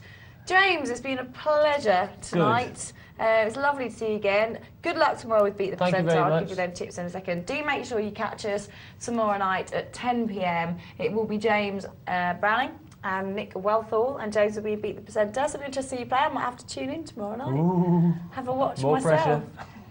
We'll have all our usual cash games. We'll have the multi-table tournament as well, and we'll be watching some sit and goes. And